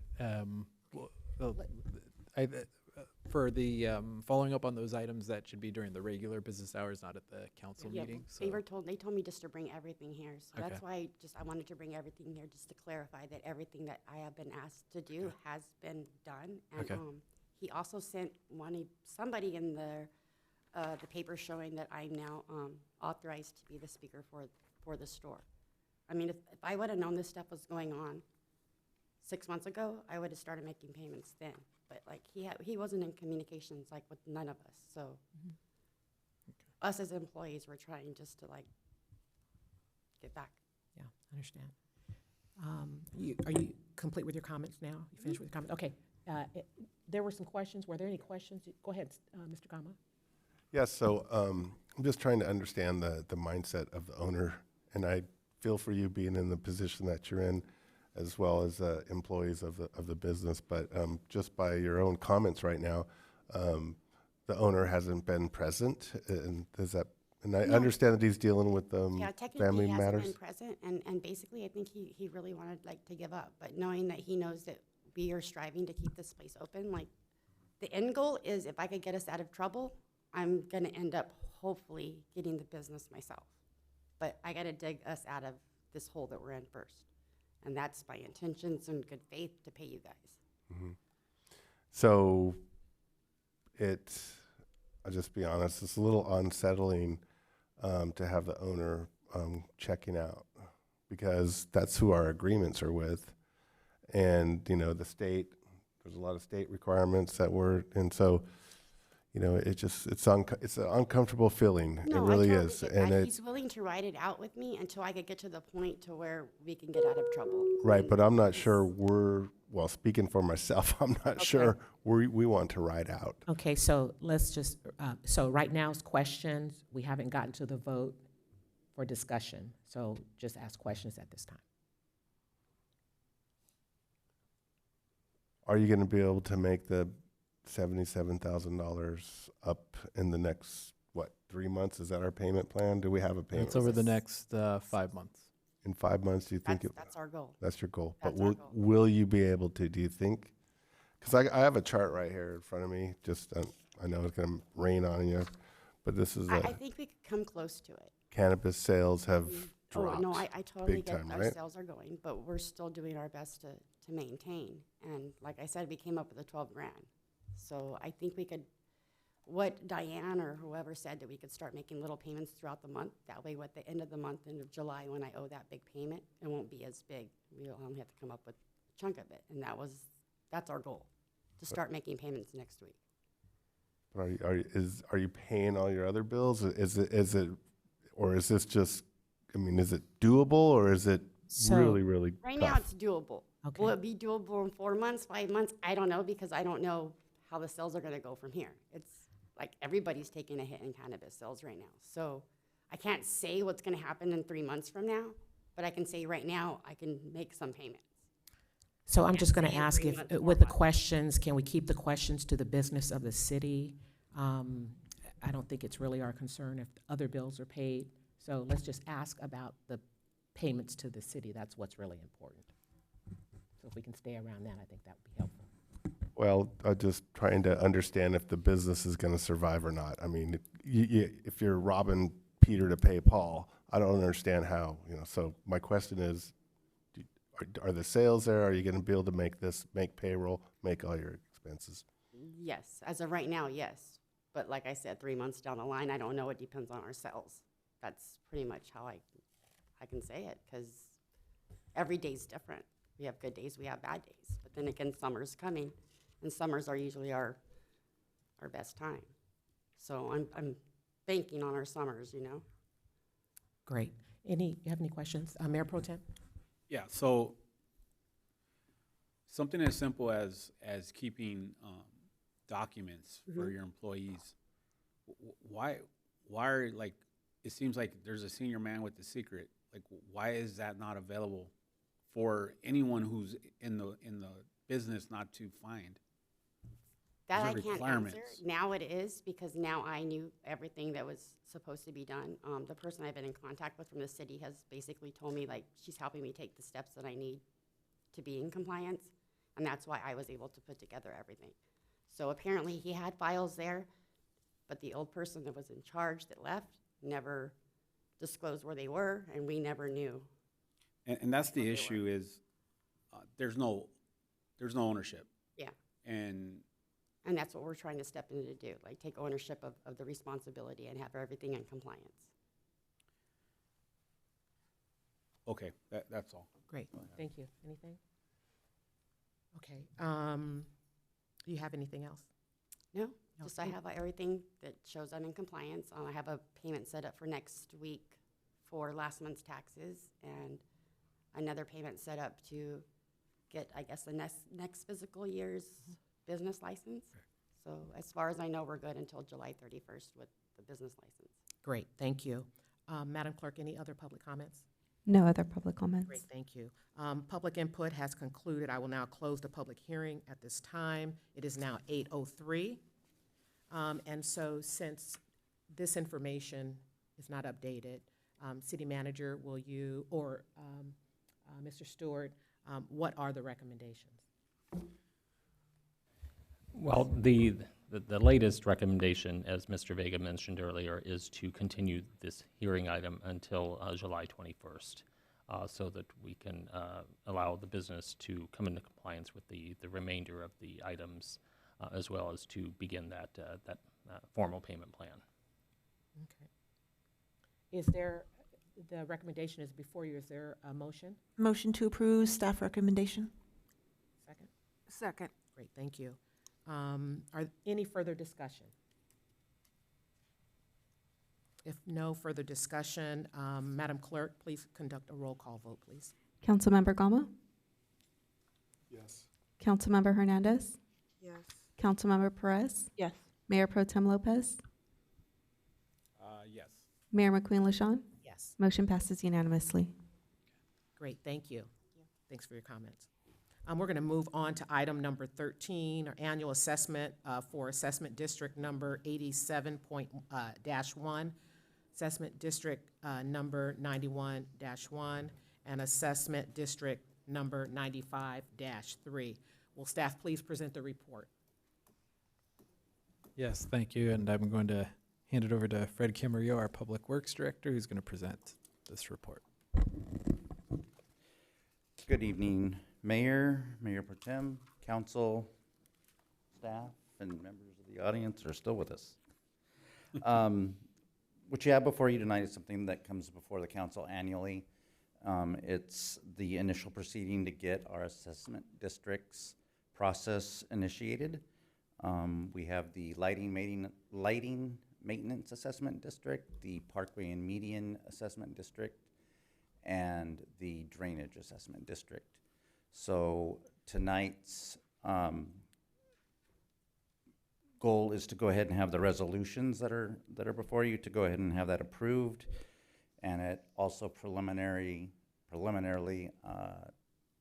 approval of the engineer's reports, which you have a copy of, which state what the money is going to be used for in the next fiscal year, and also to go ahead and set the public hearing date, which will be June 16th at our next city council meeting. The total of the three districts' estimated revenues are $494,003. The total cumulative estimated expenses are $618,284. Individually broken out, the lighting maintenance assessment district is an estimated revenue of $132,893, with estimated expense of $188,715, which means that the lighting district would have a deficit of $55,822, and that is subsidized by the general fund. And out of the three of the districts, that's the only one that the general fund will need to subsidize. The second one, the Parkway and Median Maintenance Assessment District, has an estimated revenue of $176,060, with estimated expenses of $232,711. Again, a deficit of $56,651 in that fund. However, that fund does have a beginning fund balance of $252,169. So with the deficit being funded out of the fund balance, that would leave an estimated $195,518 in that fund at the end of the fiscal year. And the drainage district has an estimated revenue of $185,050, with an estimated expense of $196,858, and that would leave an estimated deficit in the fiscal year of $11,808. That fund has currently a fund balance of $641,801, and it's estimated that the ending fund balance would be $629,993. We may end up coming back at some point with that one. As you all know, we've been working on the clearing of the Bubbling Springs Creek corridor. We have money set up this year's budget to continue some activities, but we're working also right now with Fish and Wildlife. We're trying to see if we can get a permit that will allow us to go ahead and treat the creek with permitted chemical spraying.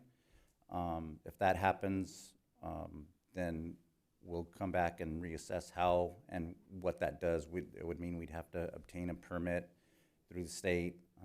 There'd be ongoing costs for monitoring. We'd hire a consultant to go ahead and do that because we have to measure the pre-spraying versus post-spraying and make sure that it's being handled properly. So there are some things that could change in this, but if we do that, we would be coming back before you anyway, because we'd be telling you what those new amounts would be. And with that, I will ask you if you have any questions. Council have any questions? Councilmember Hernandez? I have a kind of technical question. Is the reed removal, is that what the spraying is for? Yes, we've been doing that mechanically, but it would be the idea would be we'd remove them, but then as they start to come back, they would be sprayed to keep them from getting overgrown to the size that they do get, because they grow very fast. Is that what's causing the water to look gray or black? We're not spraying right now. We're not spraying anything. Okay. We can't. 'Cause So we no, don't the have a reeds, permit. the presence of the reeds, is that causing the water to have the discoloration or the Not that gray tint? I'm I've aware heard of. complaints about that, and I just didn't know what was causing it. Yeah, no, we haven't heard any complaints with it. We can go take a look and see if there's something that is contributing to that, but the plants haven't shown that that is a contributor to making Okay. it discolored. Gotcha, thank you. Mayor Pro Tem? So we have our own equipment to remove the overgrowth. Correct, and some of it we are able to get with our own equipment, other we rent some specialty equipment just because in parts of the recreation corridor, it's really narrow, and so we need special machinery that we don't have that has extended reaches, so we don't end up damaging anything else around us. So what kind of timeline is this how often are we doing this? Well, we'll see. Part of it will be if we get to the point where we can get the permit, we're gonna work with a biologist consultant that will lay out the terms, and also the permit will tell us when we can spray, what we can't spray.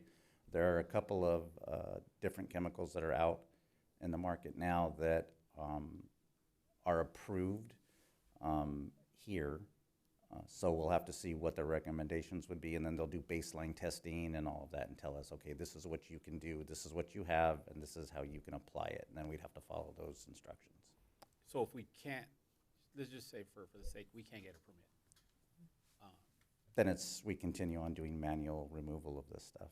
Which takes how long? We only have a small window of time. We have 4 months where we can actually work in the creek. That's because of the wildlife permit. That was what I was going to say, is they give us a narrow window that we have to work. Yeah, and the spraying would also cover a window of when we would be able to apply it, because it's also based on what's the biota in the creek is, because they don't want to affect that either, so. Got it. Thank you. Any other questions? Okay, so are there any public comments? No public comments. Okay, great, thank you. So we have before us the recommendation to adopt the resolution of the City Council, City of Port Hueneme, for each of the following assessment districts, declaring its intention to order the levy and collection of assessments for the fiscal year beginning July 1st, 2025 and ending June 30th, 2026. The Lightning Maintenance Assessment District 87-1, the Parking and Medium Assessment District number 91.1, and the Port Hueneme Drainage Maintenance Assessment District number 95-3. May I have a motion and a second? I'll make a motion that we adopt the resolution for each of the 3 assessment districts. Second? Great, thank you. Any discussion? Great. Nope, thank you for the good work. Yes, thank you. All in favor? Aye. All opposed? Hearing none, motion passes unanimously. Great, thank you, Mr. For your Thank you. presentation. Okay, so we have concluded our agenda items, and we're moving on to our city manager's report. Thank you. Yeah, we have a couple of things we wanted to highlight, then we'll talk about that next agenda and what we're expecting there. But we wanted to start with highlighting the, well, it was a week ago already, it doesn't feel like it, but last week's 2025 Memorial Day ceremony. And so we wanted to thank everybody who attended, and particularly Captain Jason G. Krantz, Chief Staff Officer at Naval Base Ventura County, who attended and delivered the keynote address And then all our other partners, the Navy Sea cadets, Alan Berry from the VFW, and we had some sheriff's representatives, the port representatives, and so I think it's turning into a good community event, and we highlight it with our lifeguard lifeguard and community paddle out memorial for the Lost at Sea, and so that was the second time we've done that. So we wanted to thank everybody for joining us for that event. We wanted to highlight as well, we last year last week recognized our Police Explorer of the Year, Explorer Captain Jackie Oliva, again named Police Explorer of the Year for Port Hueneme Police Department. She's been a part of the team since she was 13 years old. So it was so she's been helping out for quite a while. And so she helped with the turkey drive this year and assists with property and evidence and case filings with the district attorney's office.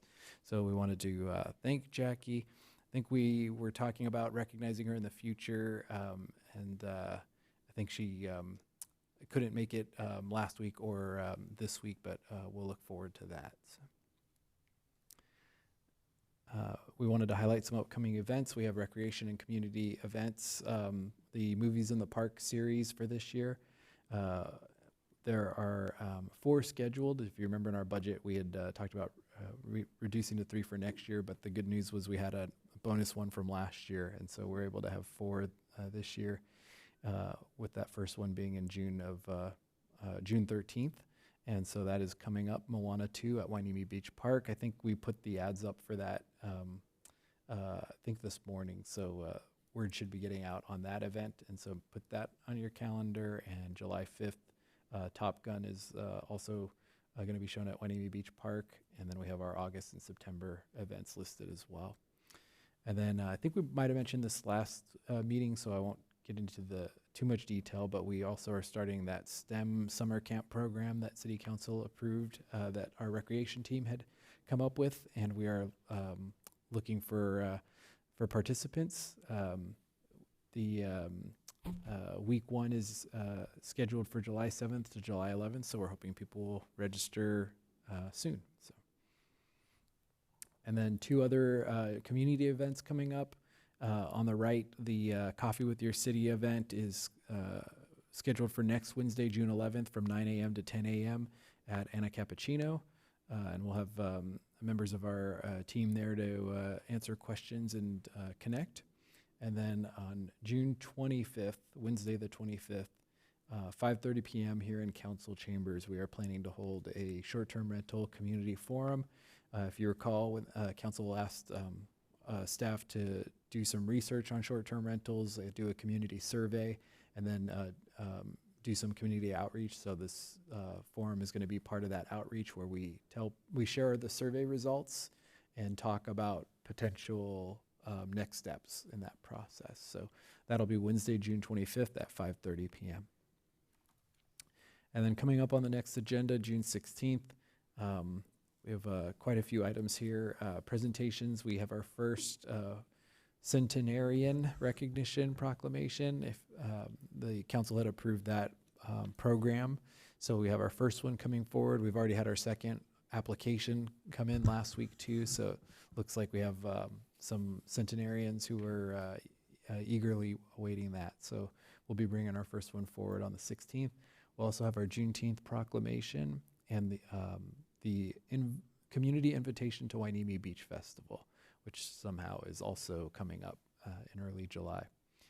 And so then we'll, on consent, we have a few agreements that we're bringing, crossing guard contract, annual renewal, senior nutrition program contract, some purchases of some materials for PHWA, and that revised IT broadband master plan is the one that we already presented, but we were going to bring back the full revised version, so that'll come back. And maybe one of the highlights will be the Citizens Advisory Commission will be meeting on the Hero Award between now and then, and so we'll plan to bring forward their recommendation for the Hero Award this year. And then we have, we just declared our intent to levy the assessment districts. And so on the 16th, we'll have the public hearing to actually levy the assessment districts for this year. So the next step in that process, we have the citywide parking study workshop that we had been doing that parking study, and we're going to bring back the results of that and do a workshop for that. And then Veterans Ad Hoc Committee discussion is also scheduled for that meeting. So expecting to have a pretty full agenda. I will note on the Veterans Ad Hoc Committee, I think we've received a few applications, but and today was technically the deadline. We'll extend that 1 week just to try to make sure we get enough applicants. So if anybody knows anybody, encourage them to apply. A few, how many, 2 or 3 or 1 or? I know 2 for sure. I think we got a third email, but I'm not sure if it was a third application or not, or just one of the existing people. So I know for sure 2, possibly 3. I believe it is 3 now. Okay. Yeah. So we'll extend it for another week to try to get a couple more applicants to come forward. So, but we're bringing that back on the 16th with whatever we have at that point. So that's the schedule, or the tentative list of items for June 16th, and I'm happy to answer any questions. Can I make a comment on your comment? I know it wasn't intentional, but I just want to recognize my brother, Carlos Gama Jr. This guy is... You're saying I omitted him? Yeah, intentionally? Yeah. But I just want to let everyone know that this guy has been in the band his entire life. He could play every instrument out there. And he's the one that came to Mayor Perez at the time and I and said, hey, you guys should do this. They do it up in Cayucas Pier. And he was so excited he drives from Redding, California, all the way to Port Hueneme to do that. And that's a 800-mile drive, I think, or something. It's pretty big. But he loves it, so exciting, and I think he was very well received, and I couldn't be prouder for my brother. So maybe we could send him a thank you note or something. Yeah, actually, he kept the crowd pretty well entertained by playing every song belonging to the different branches of military. So he did a really great job. I do have a question about the role of elected officials in disaster. How are we coming along on that? So we had reached out to County EOC to see if they'd be interested in coming and doing that. They actually said that they are starting an initiative where they are planning to go to all cities to talk about that. So we asked them to keep us in the loop for that. So I think the last time we talked to them, maybe about a month ago, is they said that they were working on developing that. Terrific, thank you. No more questions for me. Great. So we'll now move to the council member reports. Councilmember Perez, you have anything? I attended my daughter's graduation on Friday, so I have no more children at home. They're all adults. Right. Yeah, she's out. Next day. Get out. They're gone. Don't Get come out. home. Get a job now. Just kidding. I also attended the Guppy event, so congratulations. I was well attended, and I hope they made a lot of money. And don't forget, on June 13th is the groundbreaking for the Port Hueneme Boys and Girls Club. They're about to do a big construction overhaul of that club, which is long awaited and long overdue, at 3:30. And that's it. Yeah, I just want to finish up. My brother's trombone is a valve trombone, slide trombone. It's a very special trombone, and he tells me there's very few like it in the world. And he's like, I just love the guy. He'll drive 800 miles to blow his horn, and it's great.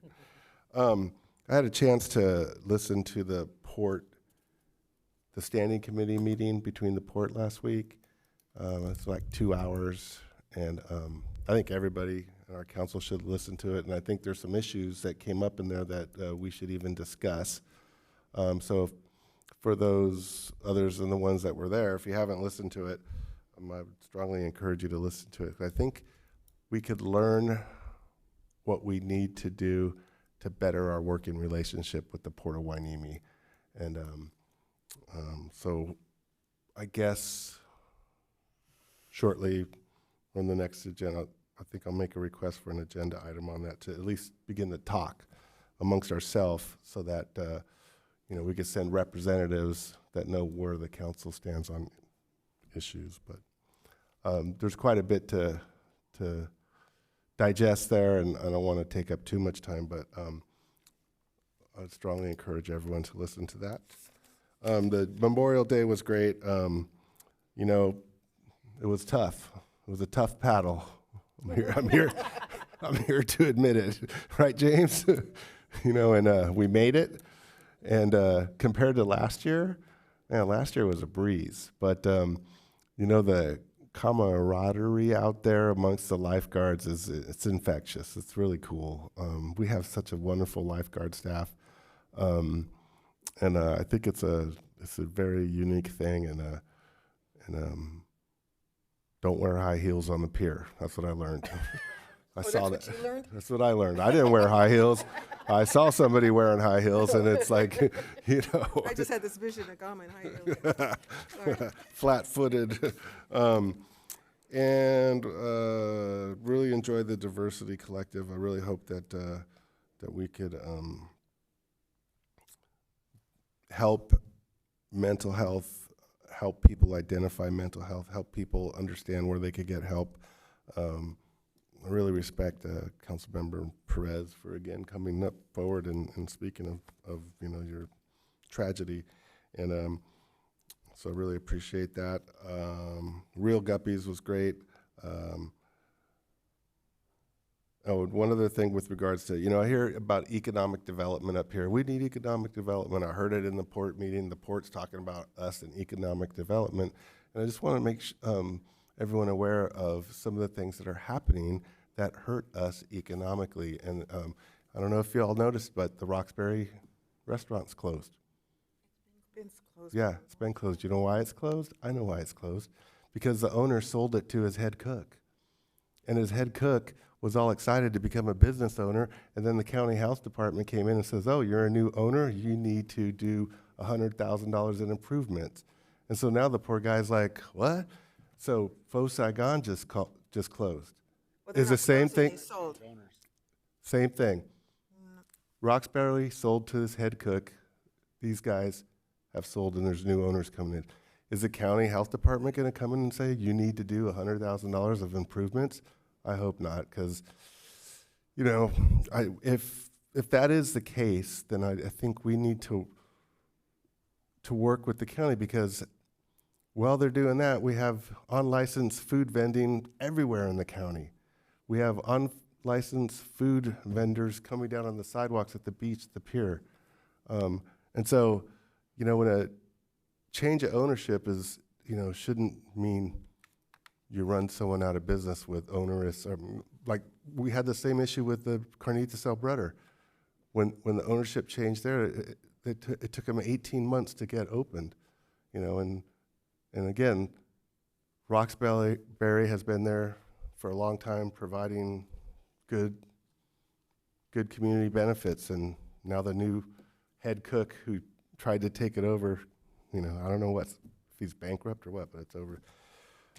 Anyways, that's it. Okay. Yeah, just real quick. I also enjoyed the Memorial Day event and wanted to thank staff, Anna and Taylor Penny and everybody, your brother and everybody who participated in it, lifeguards and city manager and everybody who went out on their boards and enjoyed the wreath ceremony. It was really nice. It was a great turnout. I just have one takeaway from that day is that we need to remember in our scripts, when staff writes our scripts, that we recognize the former elected officials who were there. I think there were some hurt feelings by a couple of former electeds who didn't get recognized. Although you did say raise your hand, and they should have raised their hand, but yeah. Anyway, just a note for the future. I will also be submitting an out-of-state travel request to attend the National Association of Latino elected officials in July. I'm not asking for money, except maybe money for mileage out of my travel account, but I want to go, I'm going under a scholarship. I hope I'm going under a scholarship. I've paid for membership out of my own pocket, but I want to go and be able to say that I'm representing the city. So I don't know how to do that, other than to submit a travel request, an out-of-state travel request. Maybe you can advise on that, City Yeah, Manager? I think if you just submit the request, our policy is that out-of-state travel requests have to be approved by council, so we'd bring it to council. Okay, yeah. So if I go wearing my jacket or anything, I can say that I'm representing Once the the city. council Okay, approves, great. yeah. Thank you. And I also did watch a part of the city port meeting, and my takeaway from that is that I want to thank the mayor and the mayor pro tem for representing us. We appointed you to represent us, and I'm hoping that we can help you be better prepared in the future. And so I, too, want to ask for an agenda item so that we can talk about how we can go better prepared with the information you need to contribute and have the discussions that really come back to benefit us and make progress in our relationship building. So, but you guys did a good job, so thank you very much for doing that. And that's all I have. Okay, great. Mayor Pro Tem? Yes, I did attend the Wainimi High School NJROTC End of Year Awards, and their change of command. It was awesome. It felt good to see young leaders at Wainimi. That program has taken off. 10 years ago, some of those kids were bullied. Now they're respected on the campus. So it's good to see a real change in philosophy in that school. And it was a good ceremony. I also attended the Ventura County Family Justice Center Foundation, Camp Hope. Very good foundation, targeting our youth, trying to get them out of the systems. And good foundation if you guys ever want to, I'm sure you guys probably heard of it already, and support that. And then congratulations to the Wainimi High School women's softball CIF champions. Yeah. So that was very good to see.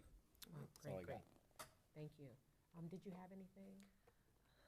Or I let me don't go and know. I then- was just trying to let me go formulate, first, and yeah. then we'll come back to you. Okay, can I make one comment? Yes, go right ahead. During the joint, the joint meeting with the port, I will say that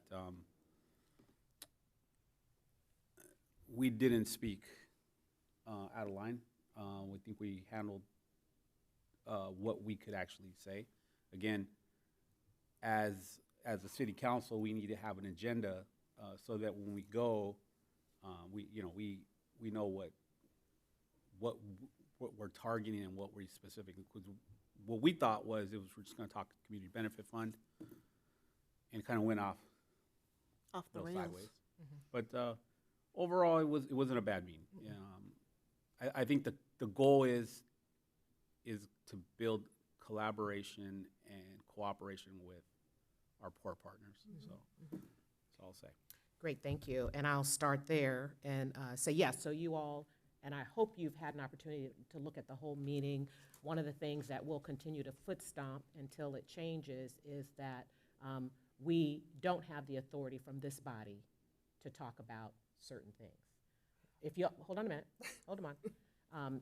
If you all remember, there was a motion on this dais for us to go talk about certain things, and the motion failed, which means that we don't have the authority to have the conversation.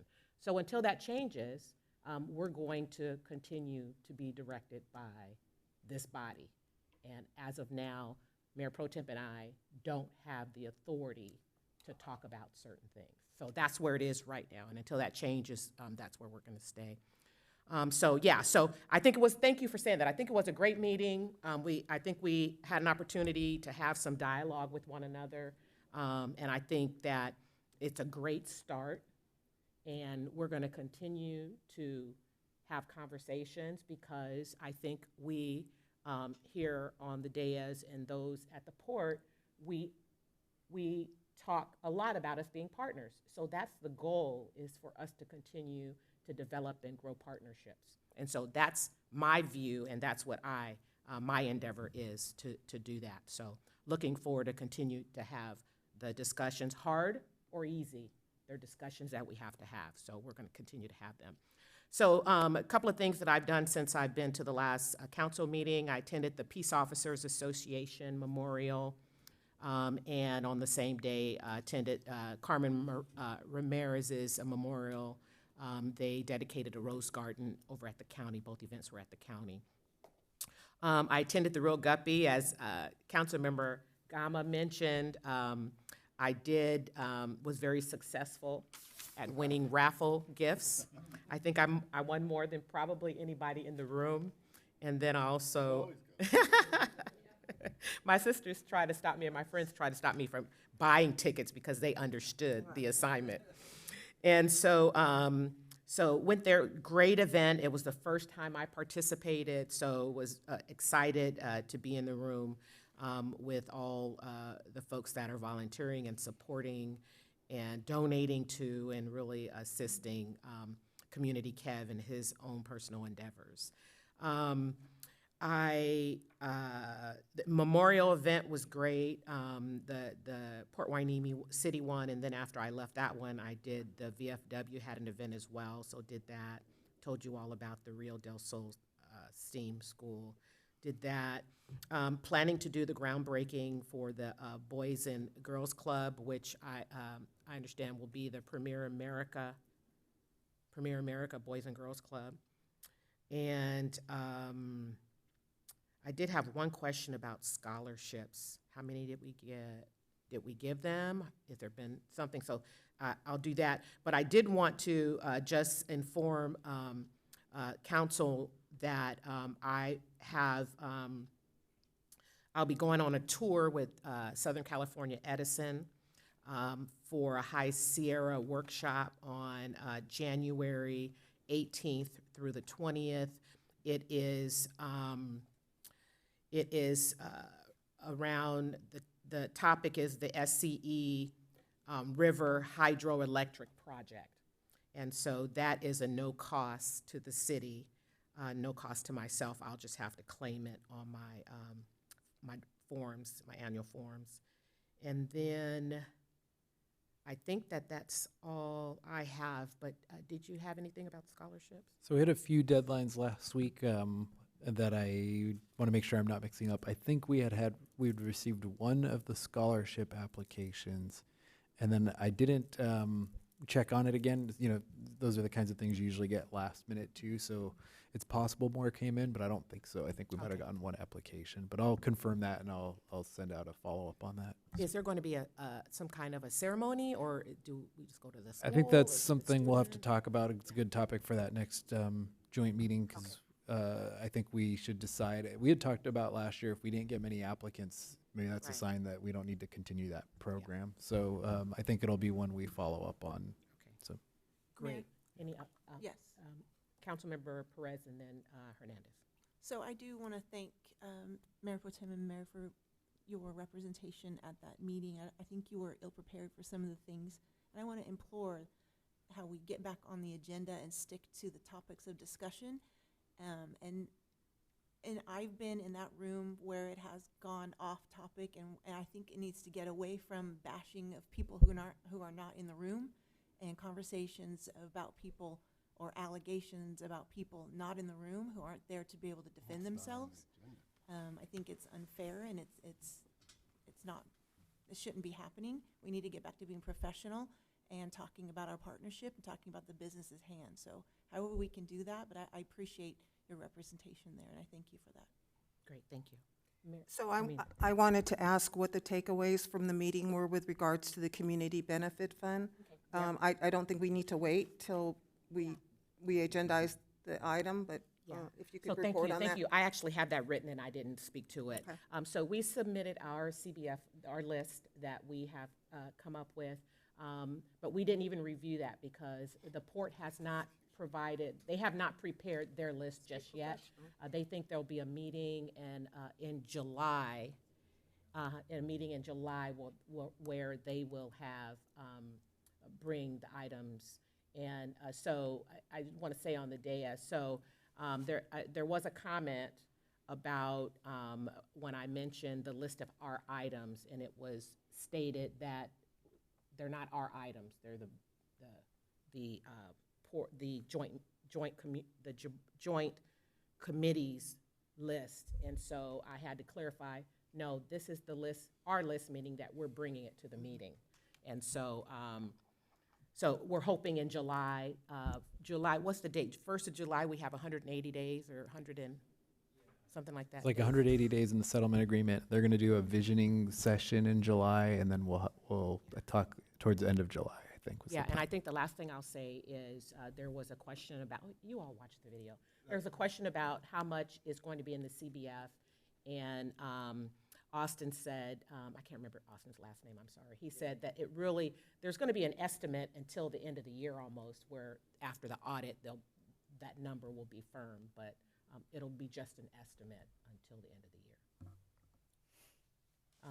Councilmember Gama? Yeah, I just wanted to suggest that we save our comments and have a full discussion. I mean, I feel like we're almost off. I mean, we're having a discussion and we shouldn't be having a discussion. So why don't we just get it on agenda and then we can have a full discussion. So I'll maybe try to wrap that up and say that the council had asked for it to have that strategic partnership discussion, and we had the first round, and it was going to come back, and we're working on it now to bring it back. We're aiming for the next meeting. I didn't put it on the list because I wasn't sure if we'd have it done by then, but I think based on this discussion, we'll plan to bring that back, and so we can talk about that at that meeting. Great, and it is my intent to, at this point in our agenda where council member reports and comments, to provide the information that because the assumption is everybody saw the video, but maybe everybody didn't see the video, I don't know. But I think it's important for us to come back and just give a list of the things that we've talked about. So that's what we'll be doing moving forward. Go ahead. Councilmember Maybe, Hernandez. well, it has to do with the roundtable discussion, the economic Strategic partnership. development, strategic partnership discussion. I think that you would come back to council with a request for certain pieces of information, like who should be involved, what should the topic areas. And I don't think, when I looked at the minutes, I don't think we gave you that. So I was going to ask for an agenda item to bring it back Yep. so that we can finish that discussion Yep. and give you the information you need to move forward. Right. Okay. Yeah, let's do that. Thank you. Any other, if there are no other comments or comments for or reporting, let's move to future agenda items. So council, let's start from Councilmember Perez. Do you have any future agenda items? No. Okay. Councilmember Gama? I don't understand what was just said. Did we just have a discussion on economic development? I mean, I don't understand. It's a To follow up to strategic- his comments. The strategic partnership discussion, we had it as an agenda item. The ask was which partners do we want to include and how do we want to include them. I think we got asked to do some more like follow up and then bring it back. So we'll bring back what we have and then we'll Yeah, finish and the that topic conversation. areas too, I Yeah. think we're open. Mhm. Yeah, go ahead. Councilmember Gama. I want to make a request for an agenda item for our city council to discuss a better path moving forward with our relationship with the port and how we go about our setting agendas, having meetings. I don't want to discuss it now so let's just, somebody give me a second and we'll get it on the agenda and then we could have our full discussion then. Right. But I do have a lot I want to say. Do you have any other agenda items? No. Great, thank you. Councilmember Hernandez? Yeah, I was also going to ask for the same agenda item. Okay. Yes. Didn't you get the second? No. Hold on just a minute. I'm sorry. get a second. Let's go back. I wasn't even taking it as a motion, so let's go back. Yours was discussion, setting agenda and meetings. So that's an Well, item. Do we need a vote on that? Well, my. Go ahead. I'll defer to. My motion for the, I mean, my idea behind the discussion is to prepare ourselves for the July meeting so that you can get the documents that you need, the staff reports, the minutes, the strategic, whatever you need to be better prepared for the next meeting. And your authority, if you feel you need the authority, the authority. Okay, so let me start over. So now we're just doing agenda items. So you said an agenda item, was that? No. Amendment, that wasn't covered, so let's, because I missed voting, we need to vote for the item, and I didn't do that. So I think we could accomplish both ideas in the same agenda item, and I hope we could. And I think the first part, A, is discuss agenda preparation and how to get an agenda that is perfect for the meeting. And then, so that's A. Okay, hold on. Because, Okay, so you did. no, because Let's see. now we're having a discussion No, against. we're not. I'm trying to. I'm getting say- the eyes rolled at me, No, so. I'm not rolling my eyes, I'm just waiting So- for you to finish. Say the second part, so we can vote, we can, My eyes are not rolling. The second part is what Councilmember Hernandez wants. okay, and so, And she would be Yeah, better. I'll second it because I believe that our city manager is smart enough to glean what we're trying to do here to put together an agenda item, Okay. okay? So I second it. So you second, very good. Okay. That's progression. Okay, all in favor? Aye. All opposed? Okay, motion passes with Mayor Pro Tem Lopez opposing. Okay, so you don't have one since we just did his. Yeah, I'm fine with Okay, his. got it, yes. got it. So we can't talk about the items, we're just voting on the items. So if you have another agenda item, then that's where we are right now. So I would like to make a motion for an agenda item where during that meeting, their staff said that we were incorrect on a few things. So if we can get an agenda item where we can get clarification so that the city council is crystal clear on what we were not clear about. I think those were mostly related to the interpretation of the Yes. contract. And so it'd be coming back. We did that initial briefing of the contract, but it'd be coming back with clarification on that. Okay. So I think we understand. I think we'd work with the city attorney's office to do something on that, assuming that council agrees to add that. Well, that's what I'm getting at.